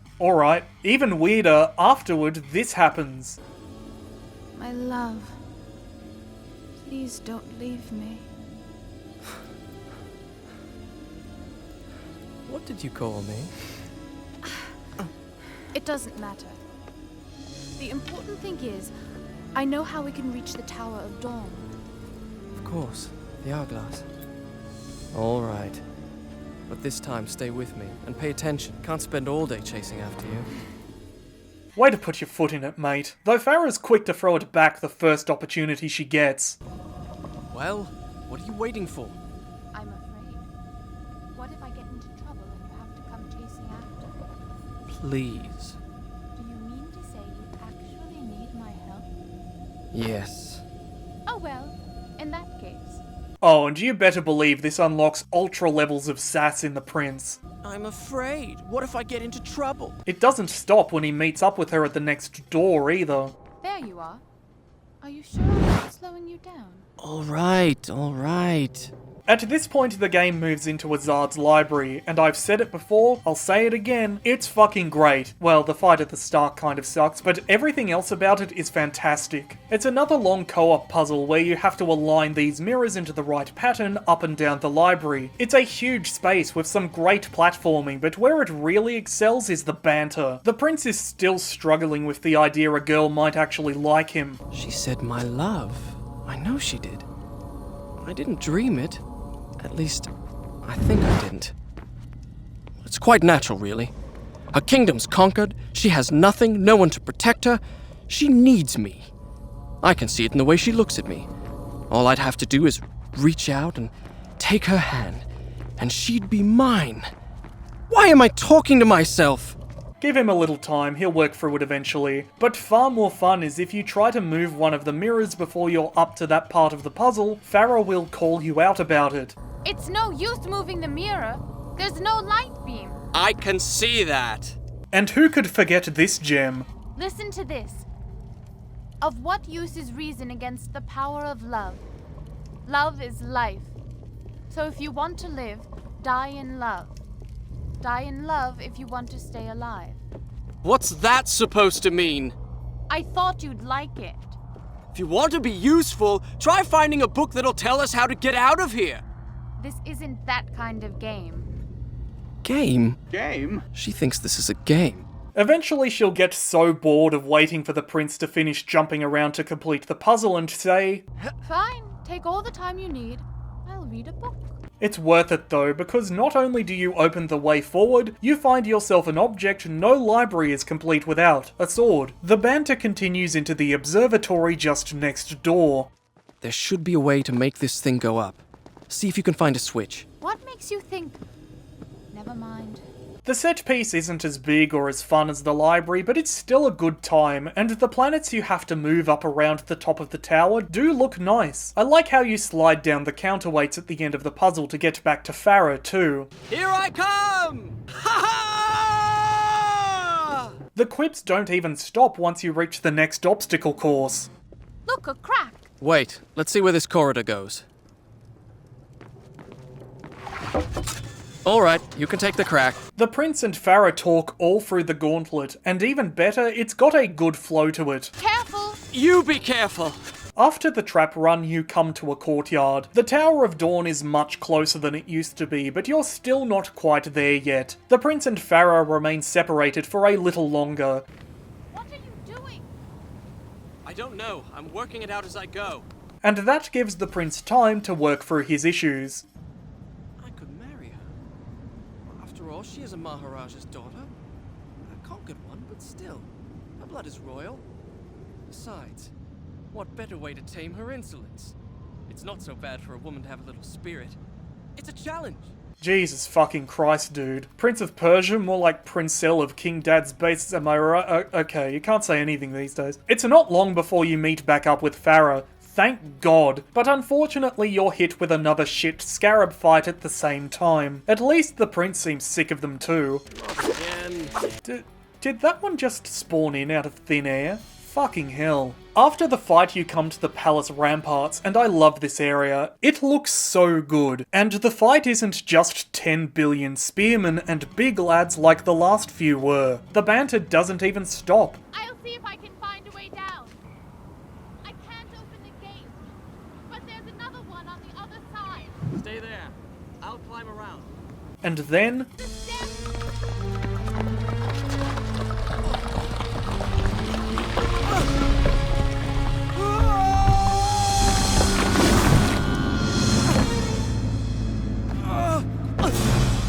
Good.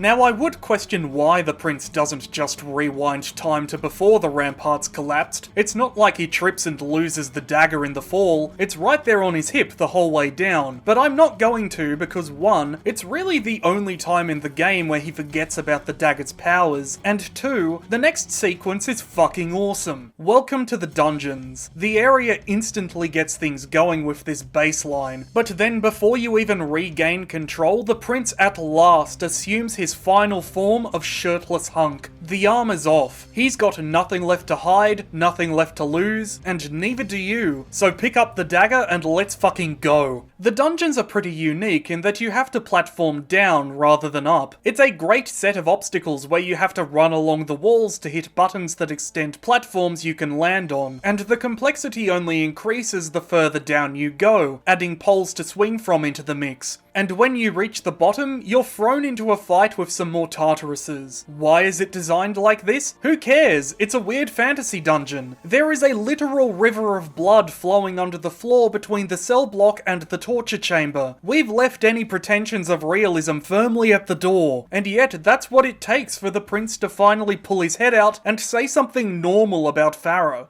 Alright, I've decided. I will marry her. I'll tell her the first chance I get. Time we put an end to all this fencing about and not saying what one really means. We've made it this far. It's foolish to deny what we both feel.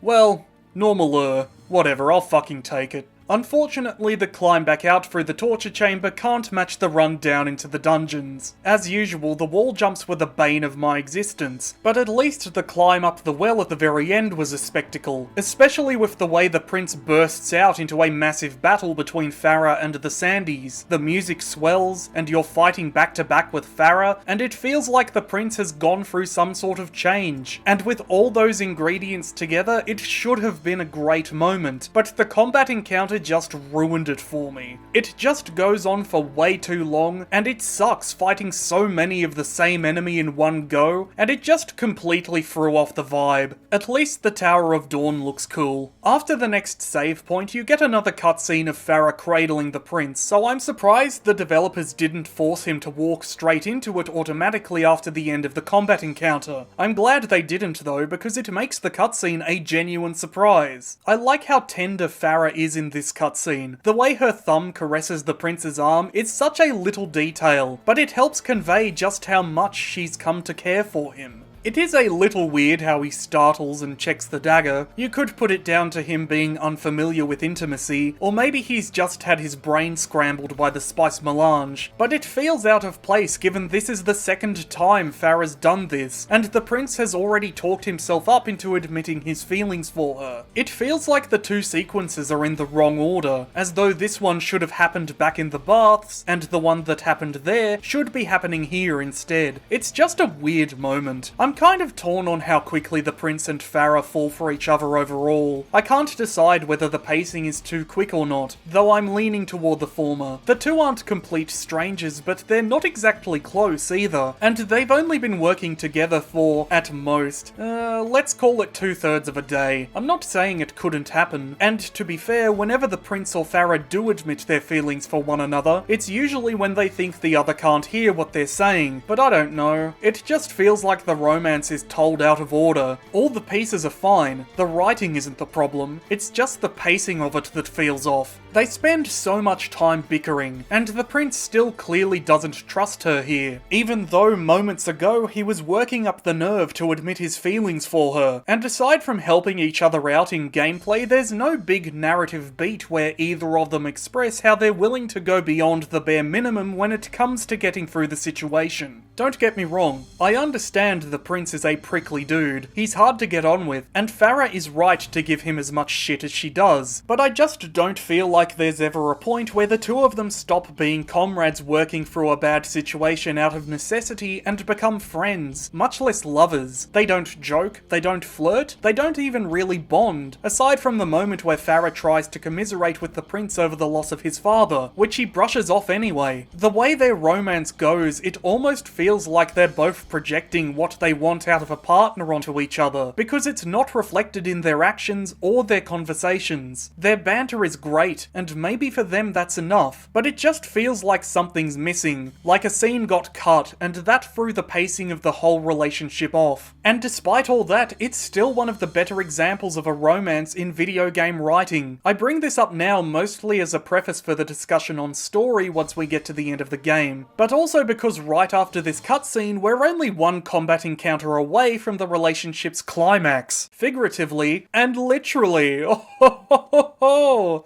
Sex! At last we're at the Tower of Dawn. The only thing standing between the prince and the hourglass is the elevator up to Azad's treasure vault. It's a clever inversion of how the game started. The Maharaja kept his treasures hidden away deep underneath his palace, whereas the Sultan of Azad keeps his trove at the highest point of the city. The fight on the elevator was easily the hardest in the game. It was the only one where Farah actually died, and I hated every second of it. But I can't begrudge the challenge given it is the mechanical climax of the game's combat. No other fight after this point is as grand or as difficult. It's much more of a boss fight than the final showdown with the Vizier, and for that alone, I'll give it a pass. Once you reach the top of the tower, you're treated to piles of gold and treasures galore in the vault, though I must say, it's pretty small and empty for a sultan's trove. Azad is larger than life in every way, but then you get to the treasury and it's teeny tiny. I suppose all those puzzle towers didn't pay for themselves. Anyway, platform up to the top of the hourglass, and just watch. You did it! Take the dagger. Strike it into the center of the dome.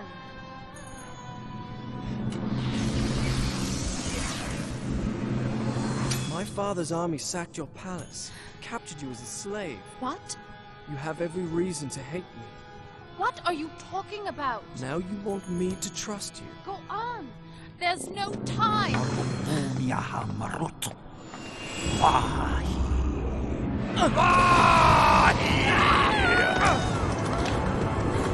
Give me the dagger.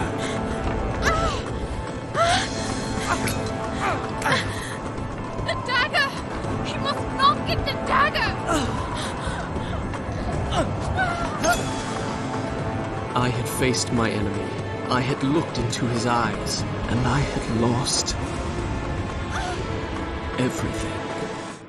This is why I spoke about the pacing of the relationship. This cinematic requires that the prince hesitate so that the vizier can shuffle in and throw some sand at them. But Farah hasn't given him any reason to distrust her. There's no moment when they're separated where the prince sees her from afar doing something suspicious, or even hears her saying something in anger out of context like, "Oh, I should have taken the dagger when I had the chance. I should never have trusted that prince whose father sacked my city." Yeah, Yes, the last couple of visions do feature glimpses of Farah taking the dagger, but the moments are completely devoid of context, and the visions can be wrong. Like I mentioned when I first talked about them, the visions do sometimes show the prince lying dead on the ground. Even the momentary shots of upcoming battles are almost always wrong when the player actually gets up to them. Nothing presented to the player by the save points is concrete, and I don't think it's enough for the prince to do an instant 180 when it comes to trusting Farah. It makes sense to have it, but only to reinforce the doubts raised by something more tangible, like a moment where he hears Farah venting out of context. The last time she actually did try to take the dagger was when he was in a sand coma back when they really did have no reason to trust each other. But by this point, regardless of how oddly the romance is paced, they both clearly like each other. The prince's hesitation feels contrived, and I think the way he startles in the scene after the save point outside the tower was meant to provide some support for the moment, but it just doesn't work. What follows does, but it feels like the culmination of a completely different relationship. A tomb. You were there. The dagger was in your hand. Why did you hesitate? You think you're cleverer than everybody, but you're just like the rest of them. Those soldiers, all they can do is fight, destroy. Why did I trust you? Why didn't you trust me? The prince finally admits everything that's happened is his fault, and the two finally have a moment of intimate bonding, huddling together in the darkness of the tomb. I didn't mean what I said. No, you're right. All that's happened is my doing. I wanted honor and glory. I brought this on us. When I was small, my mother taught me a secret word. She said that when I was afraid, all I had to do was speak that word, and a magic door would open. I've never told that to anybody. I can see why. It's the most childish thing I've ever heard of. What was the word? Kakolukiam. Kakolukiam.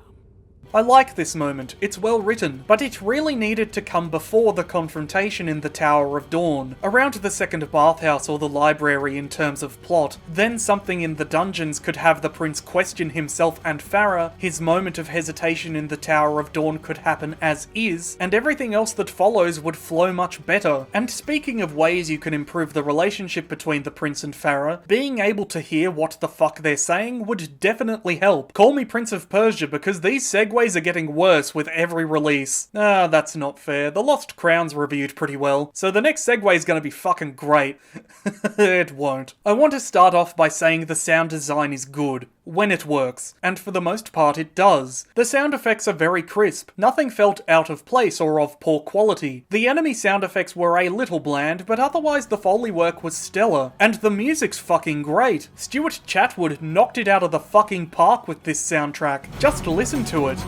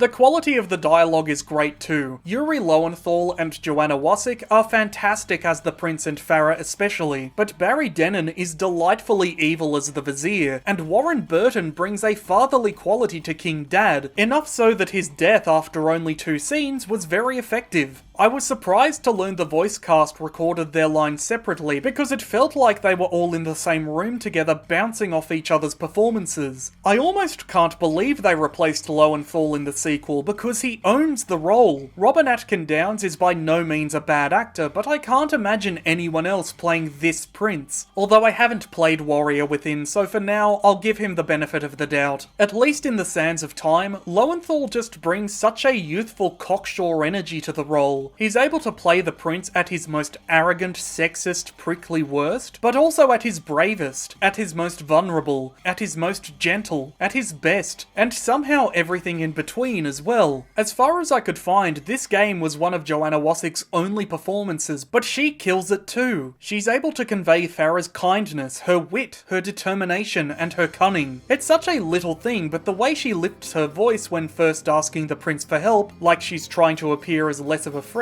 but then drops it immediately when he starts acting like a twat, was a really nice detail. I have no problem with any of the performances. They're just really hard to hear because the voices are so low in the mix. This is one of those issues that I don't believe can be fixed, at least on PC, although I may be wrong. Whether it's to do with EAX, which has been discontinued since 2005 and required a sound card to use anyway, or the audio virtualization, or the hardware acceleration, I don't know. I'm not the person to ask about that stuff, but regardless, it means a lot of the audio plays at a volume relative to how far away it is from the camera. So when the Prince and Farah start talking and the camera happens to be hanging up by the ceiling, they're basically inaudible. And sometimes you don't even have to be that far away for them to be frustratingly low in the mix.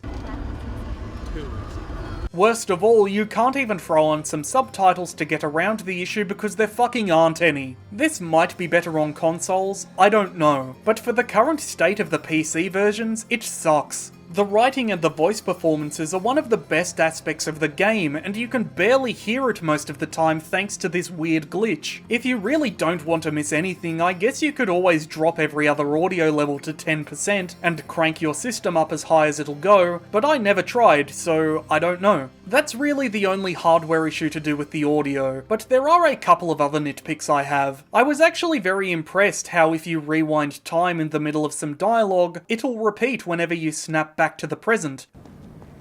I could marry her. I could marry her. That was really cool. Having this awful whoosh effect every time the camera changes on its own wasn't. It does let you know you're no longer in control of the camera, but it also plays every time it bounces off an in-game object like a wall, or an enemy, or Farah, or nothing, or who knows. One time I even heard it go off in the middle of a cutscene. I understand its purpose, I even understand the influence the developers drew it from, but like the way the prince sheaths his weapons after every fight, it outstayed its welcome long before I reached the end of the game. If I never hear it again, it'll be too soon. As for the visuals, the game is gorgeous. I've already spoken in other videos about how I just love the look of early 2000s 3D games. There's something very charming about the art style, the way it's caught somewhere between a stylized cartoon and photorealism, even if that does sometimes create a clash of tone. I've already gushed about how much I love the look of the environment, so I won't repeat myself here, but it's the little details that pull it together, like how tapestries blow in the wind, or the poles you swing on bounce up and down. The water looks a little crunchy these days, but as Patrice notes in that dev's play video. So get out of the water for 2 seconds, you'll see some drops, all right? Yep. You see from the pants, and then can you roll in the water? Can I roll? Yeah, now get out. Now you see even there's water from the top. Nice. The lighting and shadows hold up much better, and are used really well in some of the level design, as I've already mentioned, but the crank on the bloom toward the end of the game might be just a little bit too much. As for the character models, they're pretty good for the time. Their exaggerated cartoony proportions allow them to convey a surprising amount of emotion through their facial expressions. I wasn't expecting to see actual menace in the Vizier's eyes, or surprise in Farah's, but here we are. The prince unfortunately came out looking the silliest of the three leads. Every time he tried to emote, I just cracked up laughing. I even began referring to these moments as prince faces in my notes. That said, his hair physics are pretty good for the time. The in-game models do have that weird quality that I'm not even sure how to describe, where they just look like they'd work better as static 2D drawings. If you go look at the concept art, there's just something lost in the translation from 2D image to 3D render, and I feel the same way about a lot of titles from this period. They probably needed a little more time in the oven, but given the art director wasn't brought on until the 11th hour of pre-production, I think they turned out pretty well. They look less weird in the pre-rendered cinematics, or at least Farah fares better, but the keyframed animation is just so janky sometimes that it completely takes me out of the moment. The Vizier especially moves in a very strange way in all of his pre-rendered appearances. The in-engine cutscenes are much better about this, which is unsurprising given how much time and effort went into the animations, although there are still one or two moments of wonky movement in there. I feel it's the enemies that come out looking the best of all the character models. Sanddad is one of the best looking bosses I've seen in a while. The concept artists came up with some fantastic enemy designs, and literally none of their character was lost in the transition from 2D to 3D. The dancer still has her evil grin, the BDSM Bolg still has his chain, and Tartarus has his big hammer. The way they move like sand flowing down a dune is really cool too. It sets them apart from more traditional zombies that shuffle and lurch about. Overall, I really like their animations, though as I discussed in the section on combat, they don't have much to do once the fighting starts. What's most important though is that nothing feels out of place. It all coheres together to create a believable setting. There weren't even any weird glitches that I noticed. The only thing I can think of is how both Farah and the prince's pants tried to escape at one point or another, but that's it. The colour coordination between the prince and Farah is fun too. Opposites attract indeed.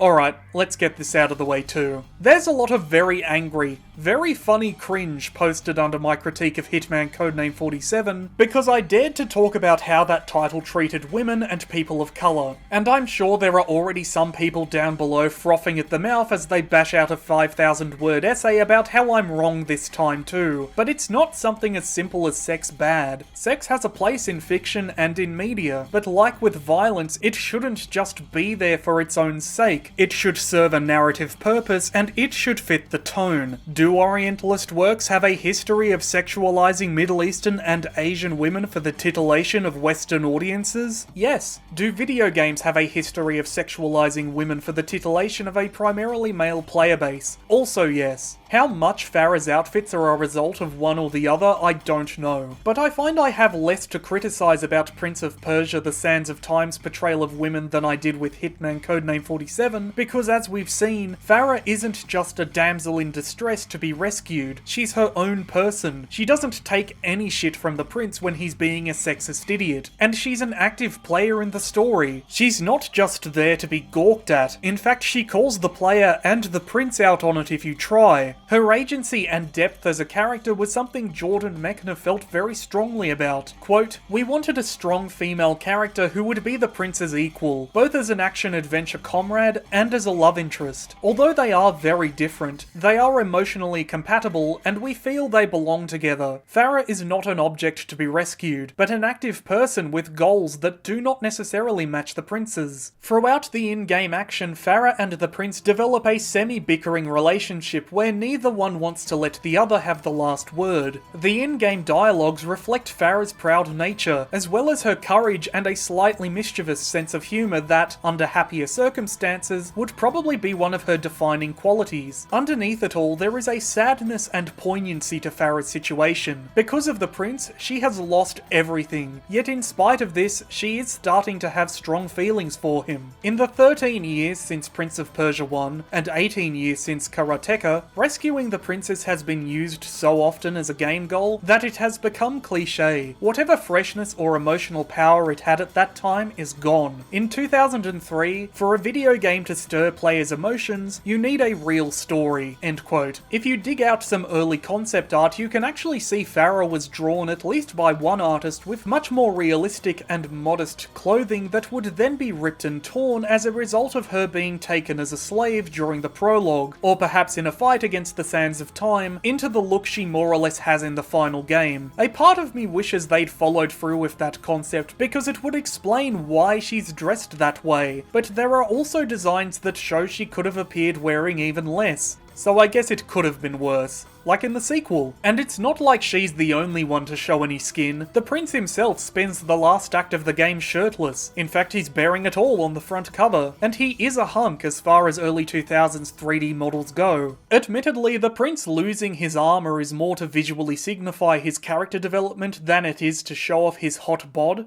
but he is still showing it off. Farah bears it all too when she and the prince take a trip to the oasis, sex, but it's not exactly explicit and the scene does serve a narrative purpose. I like how I can't tell in this shot if Farah is checking the prince out for his body, or because she's finally managed to get the dagger off him so she can take it for herself. Maybe it's both. I'm a little more torn on the design of the dancers. They are wearing even less clothing, but they're also monsters trying to kill you. The Sands of Time isn't the only game to have a sexy monster girl enemy. That's a trope that predates the medium and will outlast it. Hot monster GFs will never die, but in this instance, I just don't get the intent. Are they meant to titillate with the way they move, or repulse with their grey skin and wicked grins? They didn't drag the game down at all. I spent most of the time angry with them more than anything else, but I would be remiss not to at least bring it up. Overall, this sort of thing is very subjective, but I don't really have a problem with the way the game treats Farah or any of the women. As with its place in the history of Orientalism, I think the Sands of Time holds up pretty well in that regard for the period, although I'm certain you'd never get away with the same sorts of character designs today, at least in most AAA productions. When the camera fades back in, the prince finds himself alone. The tomb is open and Farah is gone. The next section is, I think, meant to be a dream or some sort of representation of events rather than anything that actually happens. It starts off with this long walk down this winding tunnel, and at the bottom you come to a chamber centered on a statue of Farah. She's still missing, but she is close enough that the prince can hear her responses when he calls out, and you have to follow them in order to progress. Which sucked for me because the sound just wasn't working, like I said. If you do go down the wrong tunnel, you get teleported back to the start. It takes a few expeditions to find your way up to the second floor, and then to the exit, but it's not too bad. I've certainly played worse puzzles of this kind, and if this is meant to represent the prince and Farah having an intimate moment, I suppose it's only typical that he gets so fucking lost, but it doesn't really add anything either. At the end of the Scooby-Doo door puzzle, the prince finds Farah swimming naked in a darkened chamber. The subtext of the previous puzzle just becomes the text of the cinematic. I know writers who use subtext and they're all cowards.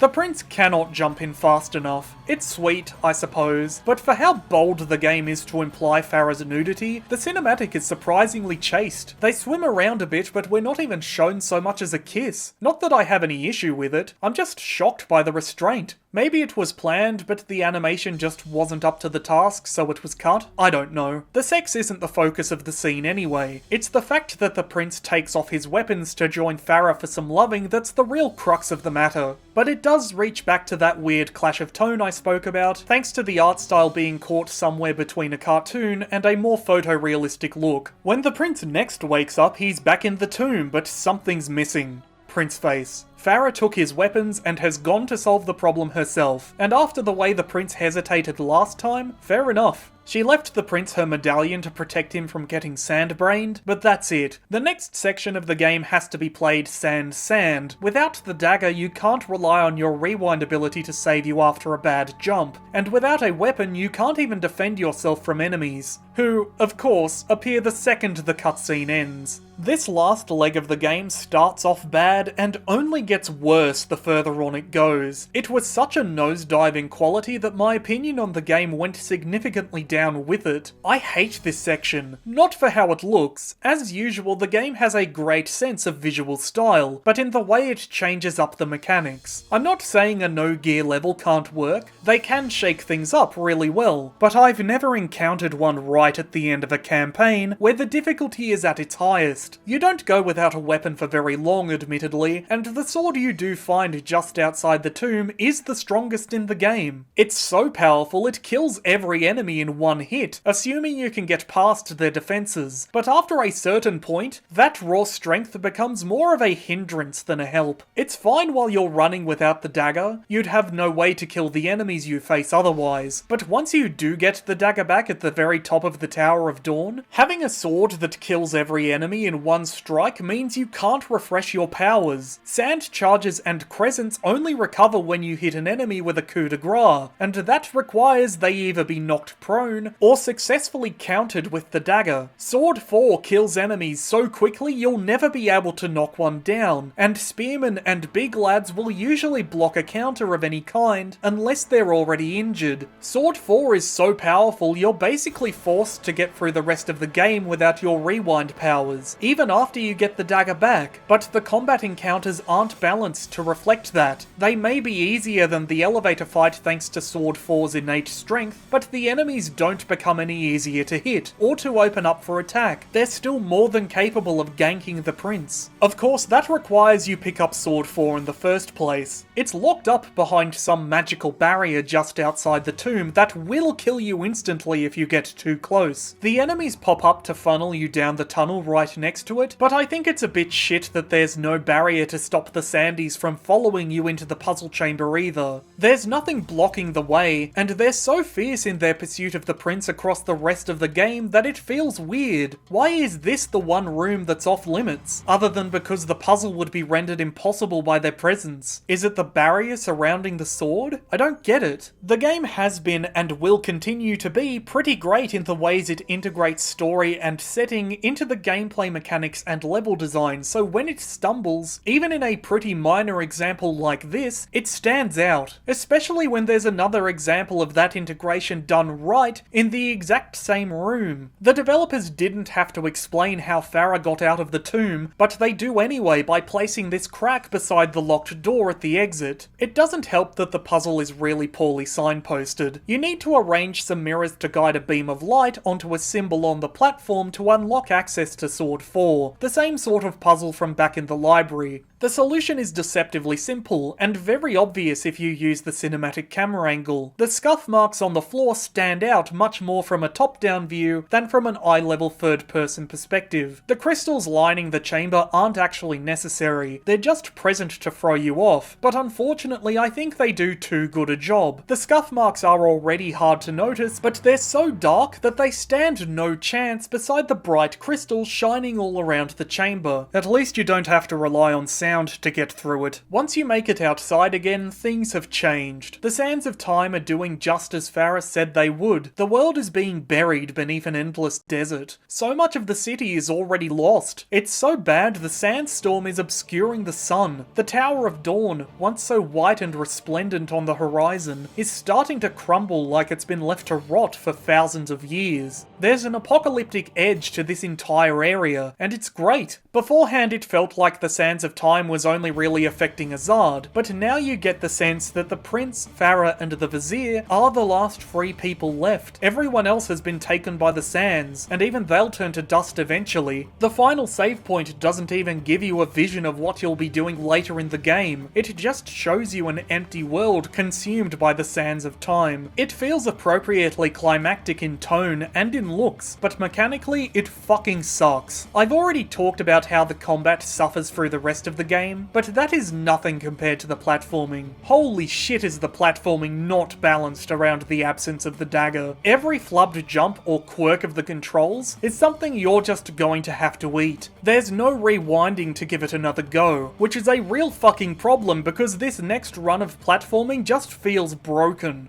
The same sort of weird, janky shit as the climbs down the other ruined bridges from way back around the middle of the game. The camera angles become less clear. It's suddenly so much harder to judge the depth of a handhold or obstacle, and for whatever reason, even if you line up the jumps correctly, sometimes the prince just doesn't land them. I don't get it. What is it about the broken bridges in this game that just break the platforming? Even once you clear the section and climb up on top of the bridge, you're not safe, because not long after, the ground will collapse out from under you, and if the prince isn't close enough to the Tower of Dawn, he'll join any sandies on the ride down. Then you'll just have to get through the whole fucking thing again, although to be fair, there is a checkpoint halfway through the gauntlet. But assuming you make it through the climb and avoid the express elevator back down, you'll run into Farah right outside the Tower of Dawn, fighting a gang of sandies. Farah, be careful! Don't use up all the sand! I love this line. The prince knows what she's trying to do, but he doesn't try to stop her or slow her down, even though he's trying to catch up. Instead, he offers advice, and it's something both he and the player know very well after getting through the entire game with the dagger. Farah slips back into the Tower of Dawn while the Sandies are distracted by the prince, but once they're dealt with, you're alone. This is the final run of platforming in the game. It also might be the longest. It's such a stretch that the game actually throws a fight and a save point into the middle of it just to break up the climbing. I can't deny the spectacle of it. Climbing up the Tower of Dawn looks great, and it uses pretty much every platforming mechanic aside from the rope swing. And as always, it feels so good to pull off a successful run. The multiple bat attacks are fucking cancer and shouldn't be there. They completely ruin the pacing of the set piece by making it longer than it already is. But ultimately, that's not what broke me. That's not what made me fucking hate this section. That's not what made me think less of the game overall. I mentioned in the chapter on platforming that I never got the hang of wide downward wall jumps, and if you've ever played the game yourself, you've known this was coming ever since. Right before the halfway point of the set piece, you're presented with this.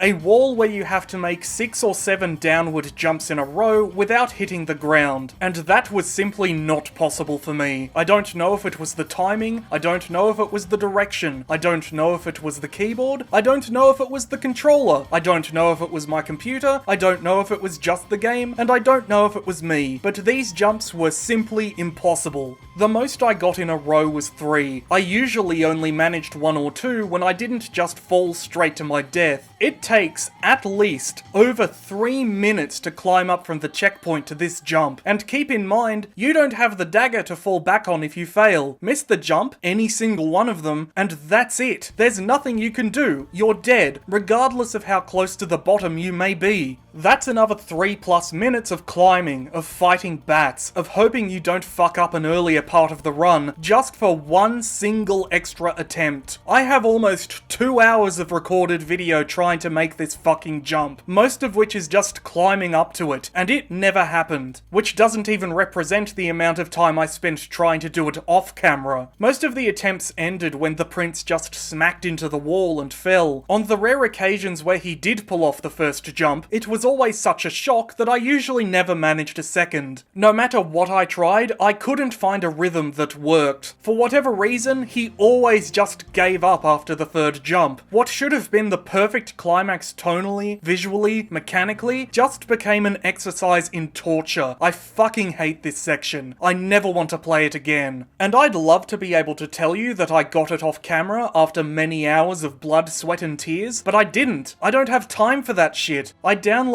a save file for the next checkpoint and continued from there for the sake of reviewing the rest of the story. But for all intents and purposes, this is where my playthrough of Prince of Persia: The Sands of Time ended. I could not finish the game, and if dealing with this shit is what it takes, I don't fucking want to. It is not worth my time. It's so frustrating because the rest of the climb is actually really good, and no part of it takes anywhere near as long to get back to if you fail. You finally catch up to Farah at the very top of the tower, but the prince is just a moment too late.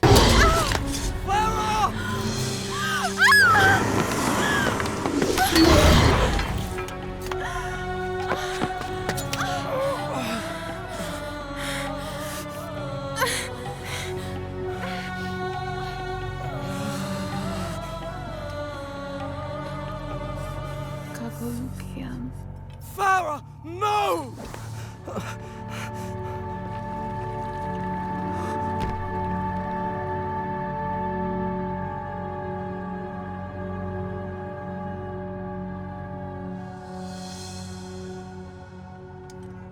The prince isn't given time to mourn, however, because at that moment more Sandy spawn in to kill him, Prince Face. I've already talked about why I don't like this fight, so let's focus on the story instead. I do really love the detail that the dagger is completely empty when you get back to it. Farah used up all the charges despite the prince's warnings, meaning there's nothing he can do to bring her back. This is all my fault. If the dagger had been fully charged, this never would have happened. I'm so sorry, Prince. I should have found that last sand cloud. The game actually did this all the way back when you first got the dagger too. The prince accidentally rewinds time in the cutscene where he picks it up, and then when you regain control, it's missing one of its charges. That's really good attention to detail, and a great way to integrate the story into the mechanics. Often the two are at odds, so when developers can find ways to bring them together, it's always fantastic. And the Sands of Time might be one of the best examples out there, as I've been saying this whole video. It makes Farah's death all the more tragic because you understand mechanically how and why it happened. It doesn't feel cheap, and nor does the prince's attempt to save her. The Sands of Time isn't really a gory game, which makes the trail of blood down the blade when the prince grabs the dagger that much more striking. In the end, as usual, all he's managed to do is hurt himself. Bravely I had fought and slain my enemies. Honor and glory were mine. But though I fight until the desert sands themselves were red with blood, I could not bring back the dead. It's too late to save Farah, but the prince can still have his revenge. The girl is unimportant.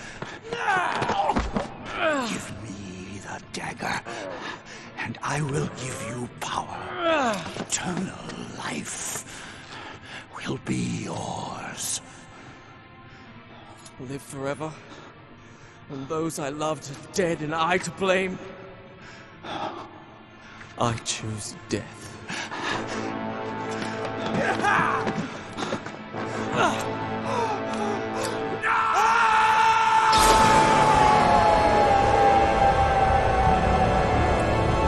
It took the whole game, but he got there in the end. The prince finally accepts responsibility for all he's done, and sets out to make it right. The prince stabs the hourglass with the dagger just as Farah instructed, and the events of the game rewind right in front of you, all the way back to the prologue. The prince wakes up in his father's camp in the middle of a stormy night with the dagger still in hand, and sneaks away to stop the attack on the Maharaja's palace before it even begins. The whole game he's been narrating the story to you like a folktale out of 1001 Nights, but only here is it revealed that he's actually been telling it to Farah the entire time. Do not be afraid. This belongs to you. Which is why that moment of hesitation right at the beginning of the game was so important. After everything he's been through, of course he's going to be nervous here. Thanks to the dagger, only the prince remembers the events of the game, but he still trusts Farah enough to go to her even though she has no memory of all that happened, which is very sweet. I remembered from the time I played the start of the game with my cousin 20 years ago that the prince acted as its narrator, but I'd never had the twist spoiled for me. Not that anyone really needed to. Upon replaying the game, as soon as the time travel elements were introduced and I spent more than a second thinking back to the prologue, I realised exactly what was going on, and everything played out pretty much as I expected, but that doesn't make it bad. The framing device of the prince recounting the story to Farah actually explains things that most games struggle with, like the player's numerous deaths and save points, as though she's interrupting him in the middle of an action scene with, "And then you tripped and fell?" And he's always like, No, that didn't happen. May I start again? Every time you save the game, the prince says he'll continue telling it from that point. I'll start the story from here next time. And when you go to exit, he asks if you want to stop. Do you wish me to leave before finishing my story? As you wish. It's fantastic verisimilitude. The only other title I can think of off the top of my head that played with the narration and gameplay in the same sort of way is Call of Juarez Gunslinger, which came out a full 10 years later. His growth as a person really shines through in the narration too. The man telling the story to Farah before the attack on the Maharaja's palace is not the same boy making sexist comments about how he wants to marry her several days later. Time travel's confusing like that. The prince begins his tale with the same words from the very beginning of the game. Time is an ocean in a storm. And the story takes all night to tell. And that is why I have come, to warn you and your father to arrest this treacherous vizier before he betrays you and brings ruin on us all. His signal is a flaming arrow shot into the air. Prevent him, and my father's army will know the traitor has been unmasked. They will turn back. A wild tale indeed. I have a simpler version. A Persian soldier, lusting for glory, entered the chambers of the Maharaja's daughter and was slain by me. Your Highness, for your own safety, I suggest you flee.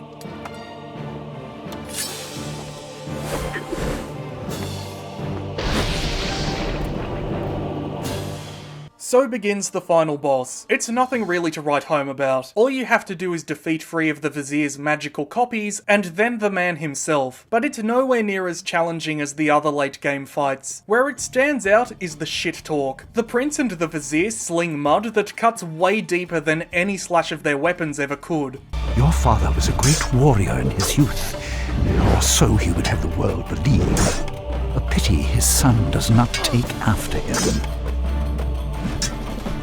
Then again, perhaps father and son are alike. It would appear that both share a taste for easy plunder. You waste your breath. What little you possess. But wear him down, and the only thing left to do is show him the door.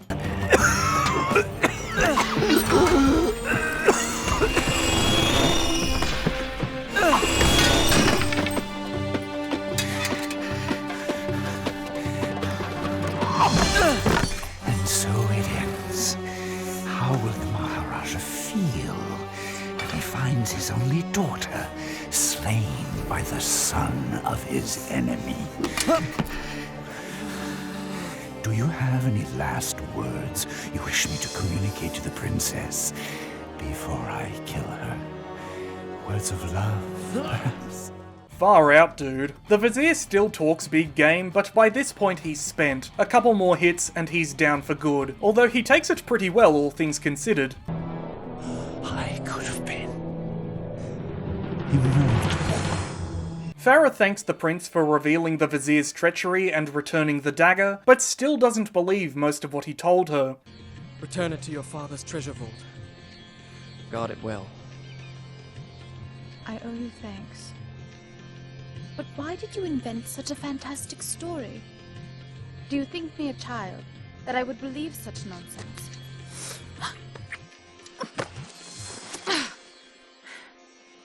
I said I owe you thanks. You presume too much. Such a fantastic story. Do you think me a child, that I would believe such nonsense? You're right. It was just a story.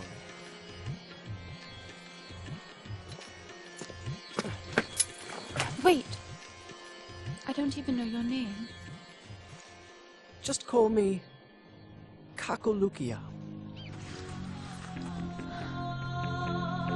Maybe you should have opened with that? Idiot. And so the game ends pretty much in the same place where it began, only with the world safe and the prince a little more mature. It's an abrupt conclusion, but hey, so are most video game endings. I was surprised at how much I enjoyed The Sands of Time as a story, but it's definitely not perfect. It starts off so well, and the writing remains great throughout, but the pacing is an absolute mess, especially when it comes to the romance, and the ending slams into you like a brick wall. The Vizier is also a pretty weak villain. When he shuffled on screen at the beginning, coughing up blood into his hanky, I thought, oh, they're actually giving him a little more depth than wanting power for the sake of it, but it's never really built upon beyond that scene. The Vizier appears so little that he's barely a presence in the story at all, so he never really came off as a threat until the final boss. The Prince and Farah are much better characters, and I don't think I have to say why. I've spent the whole video singing their praises. Back in 2003, video game game protagonists didn't really go through character arcs, so it was refreshing to see a couple in the two leads here, especially the prince. His growth from arrogant dickhead into a brave hero is well written and well performed, even if it is a little poorly paced. He does a lot of dumb things, but in the end he takes responsibility for them and fixes them. He doesn't get everything he wants. Farah rejects him after the big reset, but the fact he's grown enough to accept that, rather than press the point using her secret word, is why it's a satisfying conclusion to his character arc. It just wouldn't have the same impact if the game ended with Farah jumping into his arms after he says the secret word. I think that's part of why I look back on the story a little more fondly than I probably should. Another reason being how well the story is integrated into the gameplay. Compared to books or movies, there's no contest, but for a video game, especially one from the early 2000s, it not only holds up, but stands out as exceptional. And this despite its myriad pacing problems. That it has pacing to critique at all is worthy of note, which should tell you a lot about the general quality of video game storytelling. The final act also feels very abrupt. The first climb up the Tower of Dawn feels like it should come 2/3 of the way through, rather than right before the very end, and the time travel complicates things as well. The presence of time mechanics in the game makes perfect sense because they've been in the series since the original Prince of Persia. I believe you had to complete the game within a certain time frame in order to get the good ending. Back in 1989, that was probably the best you could do, but on the updated technology of 2003, introducing the abilities to slow and rewind time through the dagger is a really cool idea, and both are used really well in the story and the gameplay. Crazy to think the idea was inspired by a Donald Duck tie-in game, but cool as it is, it does raise some questions. Farah understands what's going on with the hourglass and the dagger in the first iteration of events, but is skeptical of the prince's story in the second, despite him arriving at the palace with it in hand, on top of knowledge that he realistically shouldn't have. I kept thinking it would have been cool for her to know about the dangers of the Sands of Time at the start of the game because the prince has already warned her about it at the end, and that's why she's down in the treasure vault to begin with during King Dad's attack on the Maharaja's palace. It's one big loop that she spends the whole game fighting against, trying to change what's already happened, trying not to fall for the prince, trying to fix the problem herself, but ultimately she fails anyway. Fun as that idea is in my head, and as easy a fix it would be for a lot of the pacing issues, I don't know how you'd break the loop to bring it to a satisfying end. And time travel doesn't appear to work like that in this setting anyway. There's also the fact the prince could have just rewound time the second after getting tricked into unleashing the sands at the beginning of the game. He's already done it, and the game has taught the player how to use the power mechanically, so realistically the prince should know he can do it here as well. Maybe that's why King Dad dies, to shock the prince long enough to make rewinding back to before he opened the hourglass impossible. Speaking of King Dad, there's never a moment at the end of the game where he appears live and well, which seems odd given how much prominence he had at the game's beginning. And there are other little things too that get set up but are never paid off. I quoted Yanis Malat's comments from his post-mortem on Game Developer about how a lot of the non-human enemies had to be cut, like sand tigers. They're still set up early on when King Dad calls for the Maharaja's animals to be rounded up as gifts for the Sultan of Azad, and they even appear in this cinematic, but they're completely absent from gameplay. The giant cage in the menagerie seems like it's meant to set up a battle with some huge creature, and it was. There was meant to be a recurring boss fight with a griffin, but the enemy was ultimately removed, and I believe recycled in one of the sequels. The cage itself is all that remains, and there are so many other things I read about that never even made it into the game in any capacity, like horse riding and a section set in a slave village. Half of the voice lines of the final script were never even recorded. It makes me wonder what the original scope of the game was, how much of the plot had to be shaved down or shuffled around to meet deadlines and budgets. The opening third is so strong in terms of story. There's so much subtle character work, but as the Sands of Time goes on, more and more things start to fall away until you're hit with this super abrupt ending right when it feels like the final act is about to kick off. That it turned out as well as it did, with writing as strong as it has, is a testament to Jordan Mechner's abilities as a storyteller, and the development team's commitment to bringing that story to life. It's great that we have it at all, but what I wouldn't give to take a look at the the original screenplay from before business got in the way of art. And boy was there a lot of business involved in this game. It's honestly kind of incredible we got it at all. Prince of Persia: The Sands of Time is a title from a very different era of gaming. An era when Ubisoft actually made video games, and pretty good ones at that, but Prince of Persia as a franchise is even older. The original Prince of Persia released in 1989 and was the work of a solo developer, Jordan Mechner. It took him half a decade to complete, but the blood, sweat and tears were worth it. It is just as much a classic as The Sands of Time, and is just as much a herald of the games to come in the following decade. I haven't actually played the original Prince of Persia, though not for lack of trying, and I haven't played any other games in the series either, but I do know the first two are classics, thus narrative convention dictates their publisher go bankrupt not long after their release. That's a little unfair. It actually took a few years for the publisher to go under. Prince of Persia 2 was released in 1992, and Broderbund ended up bought out in 1998 after a string of unrelated failures and massive flops. Oh, I'll get to you one day. Despite Broderbund's buyout by the Learning Company in 1998, and despite the Learning Company's buyout by Mattel in 1999, and despite Mattel selling off the video game division to Gore's Technology Group in an effort to recoup some of the $3.6 billion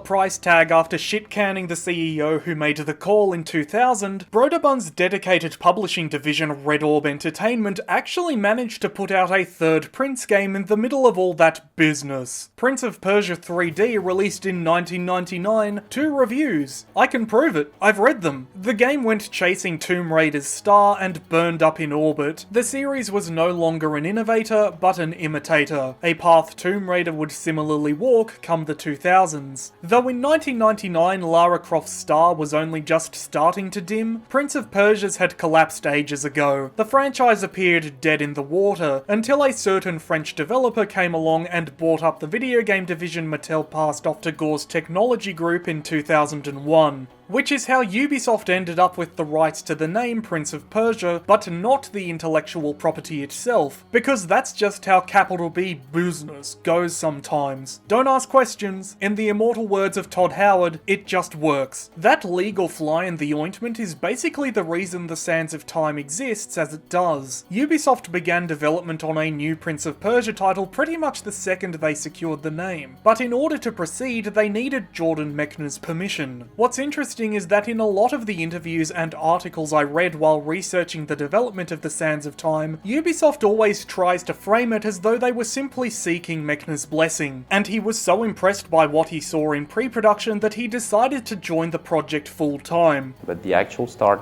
and the real start for the core team was to bring Jordan, to invite him here in Montreal to show him what we had at that time.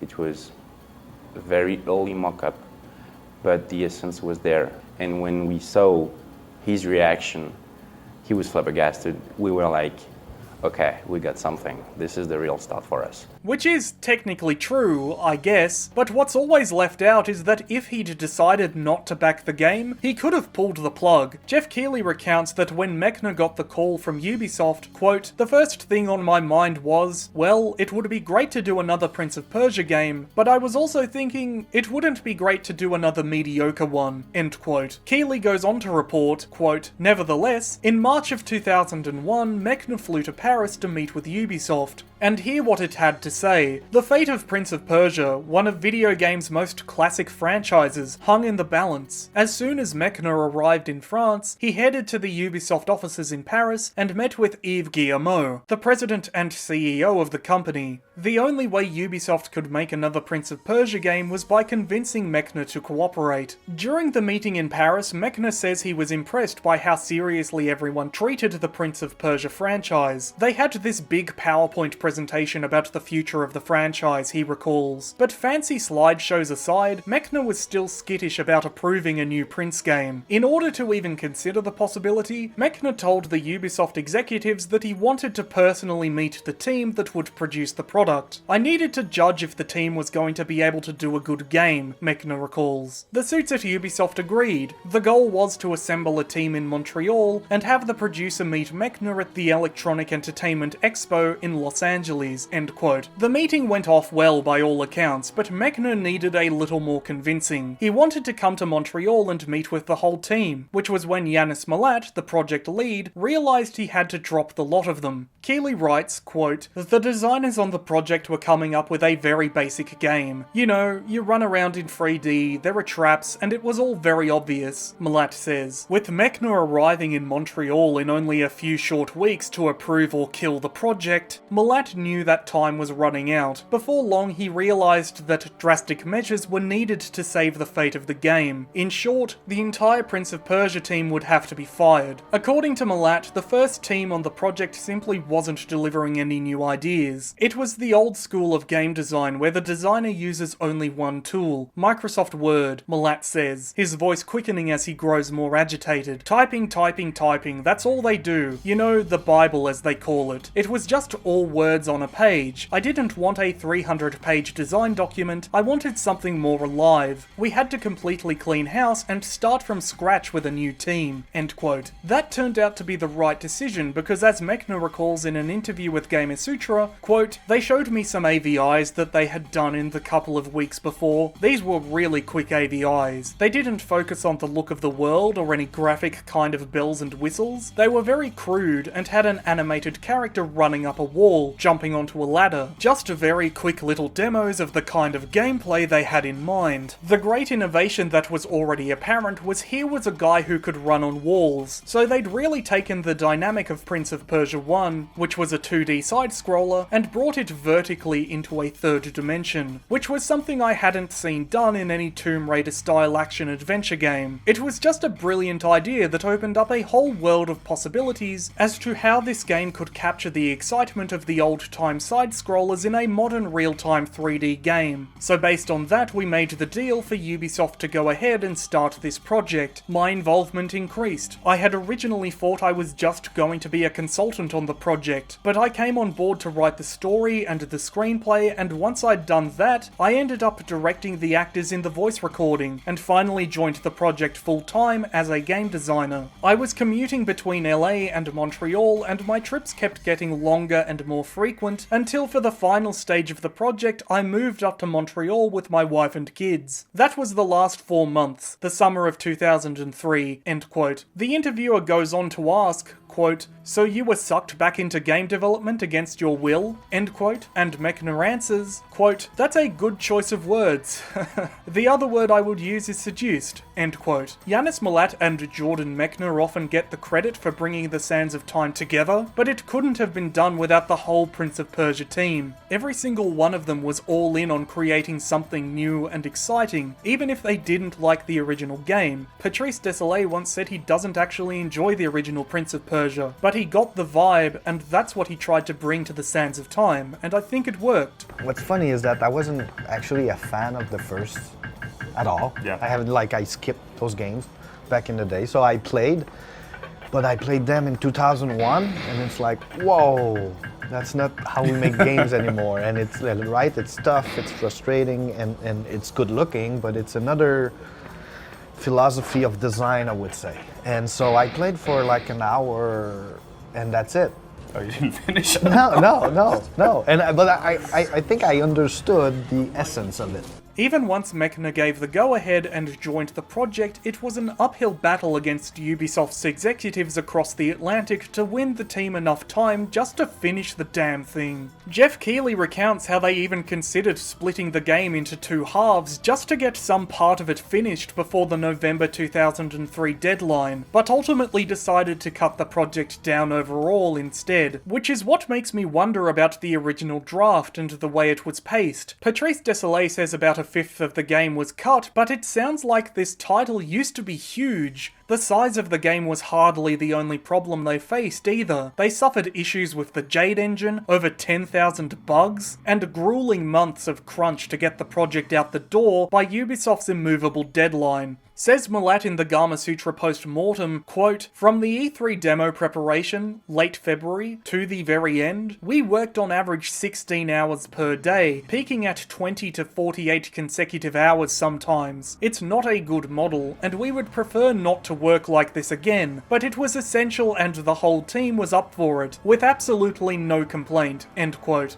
Citation fucking needed on that one, Yanis. But you know, that's just the way video games were made back in the 2000s. I'm so glad the industry has moved on from such harmful business practices in the 2020s. Don't look at that. At this point, I'm just quoting the articles verbatim, and I don't want H-Bomber Guy knocking on my door, so I'm going to stop and move on. But if you are interested in the production of The Sands of Time, I absolutely recommend you give them a read. They explain so much about why the game is the way it is, and despite my criticisms of the story and the pacing, I can't fault them for making the decisions they did to get the game finished in time. It's still really impressive for 2003, and it did release on schedule to critical acclaim. Not only that, you can see its influence rippling through the games that followed over the next few years. Assassin's Creed most obviously, because a lot of the Prince of Persia team went on to work on that game, including Patrice Désilets, who created the property to begin with. According to him, Assassin's Creed even started off as a Prince of Persia game. The original God of War would take the scale featured in The Sands of Time and expand it to even greater moments of spectacle. The second Tomb Raider trilogy would follow Prince of Persia's example on how to do fast-paced 3D platforming, as would Uncharted Drake's Fortune. In fact, while playing The Sands of Time, I kept seeing Uncharted 1 everywhere. There are areas in that game that feel ripped one for one right out of The Sands of Time, and the story is almost a beat-for-beat recreation. Even the dialogue, often said to have its inspiration in the works of Joss Whedon, feels very similar to the banter between the Prince and Farah from this game.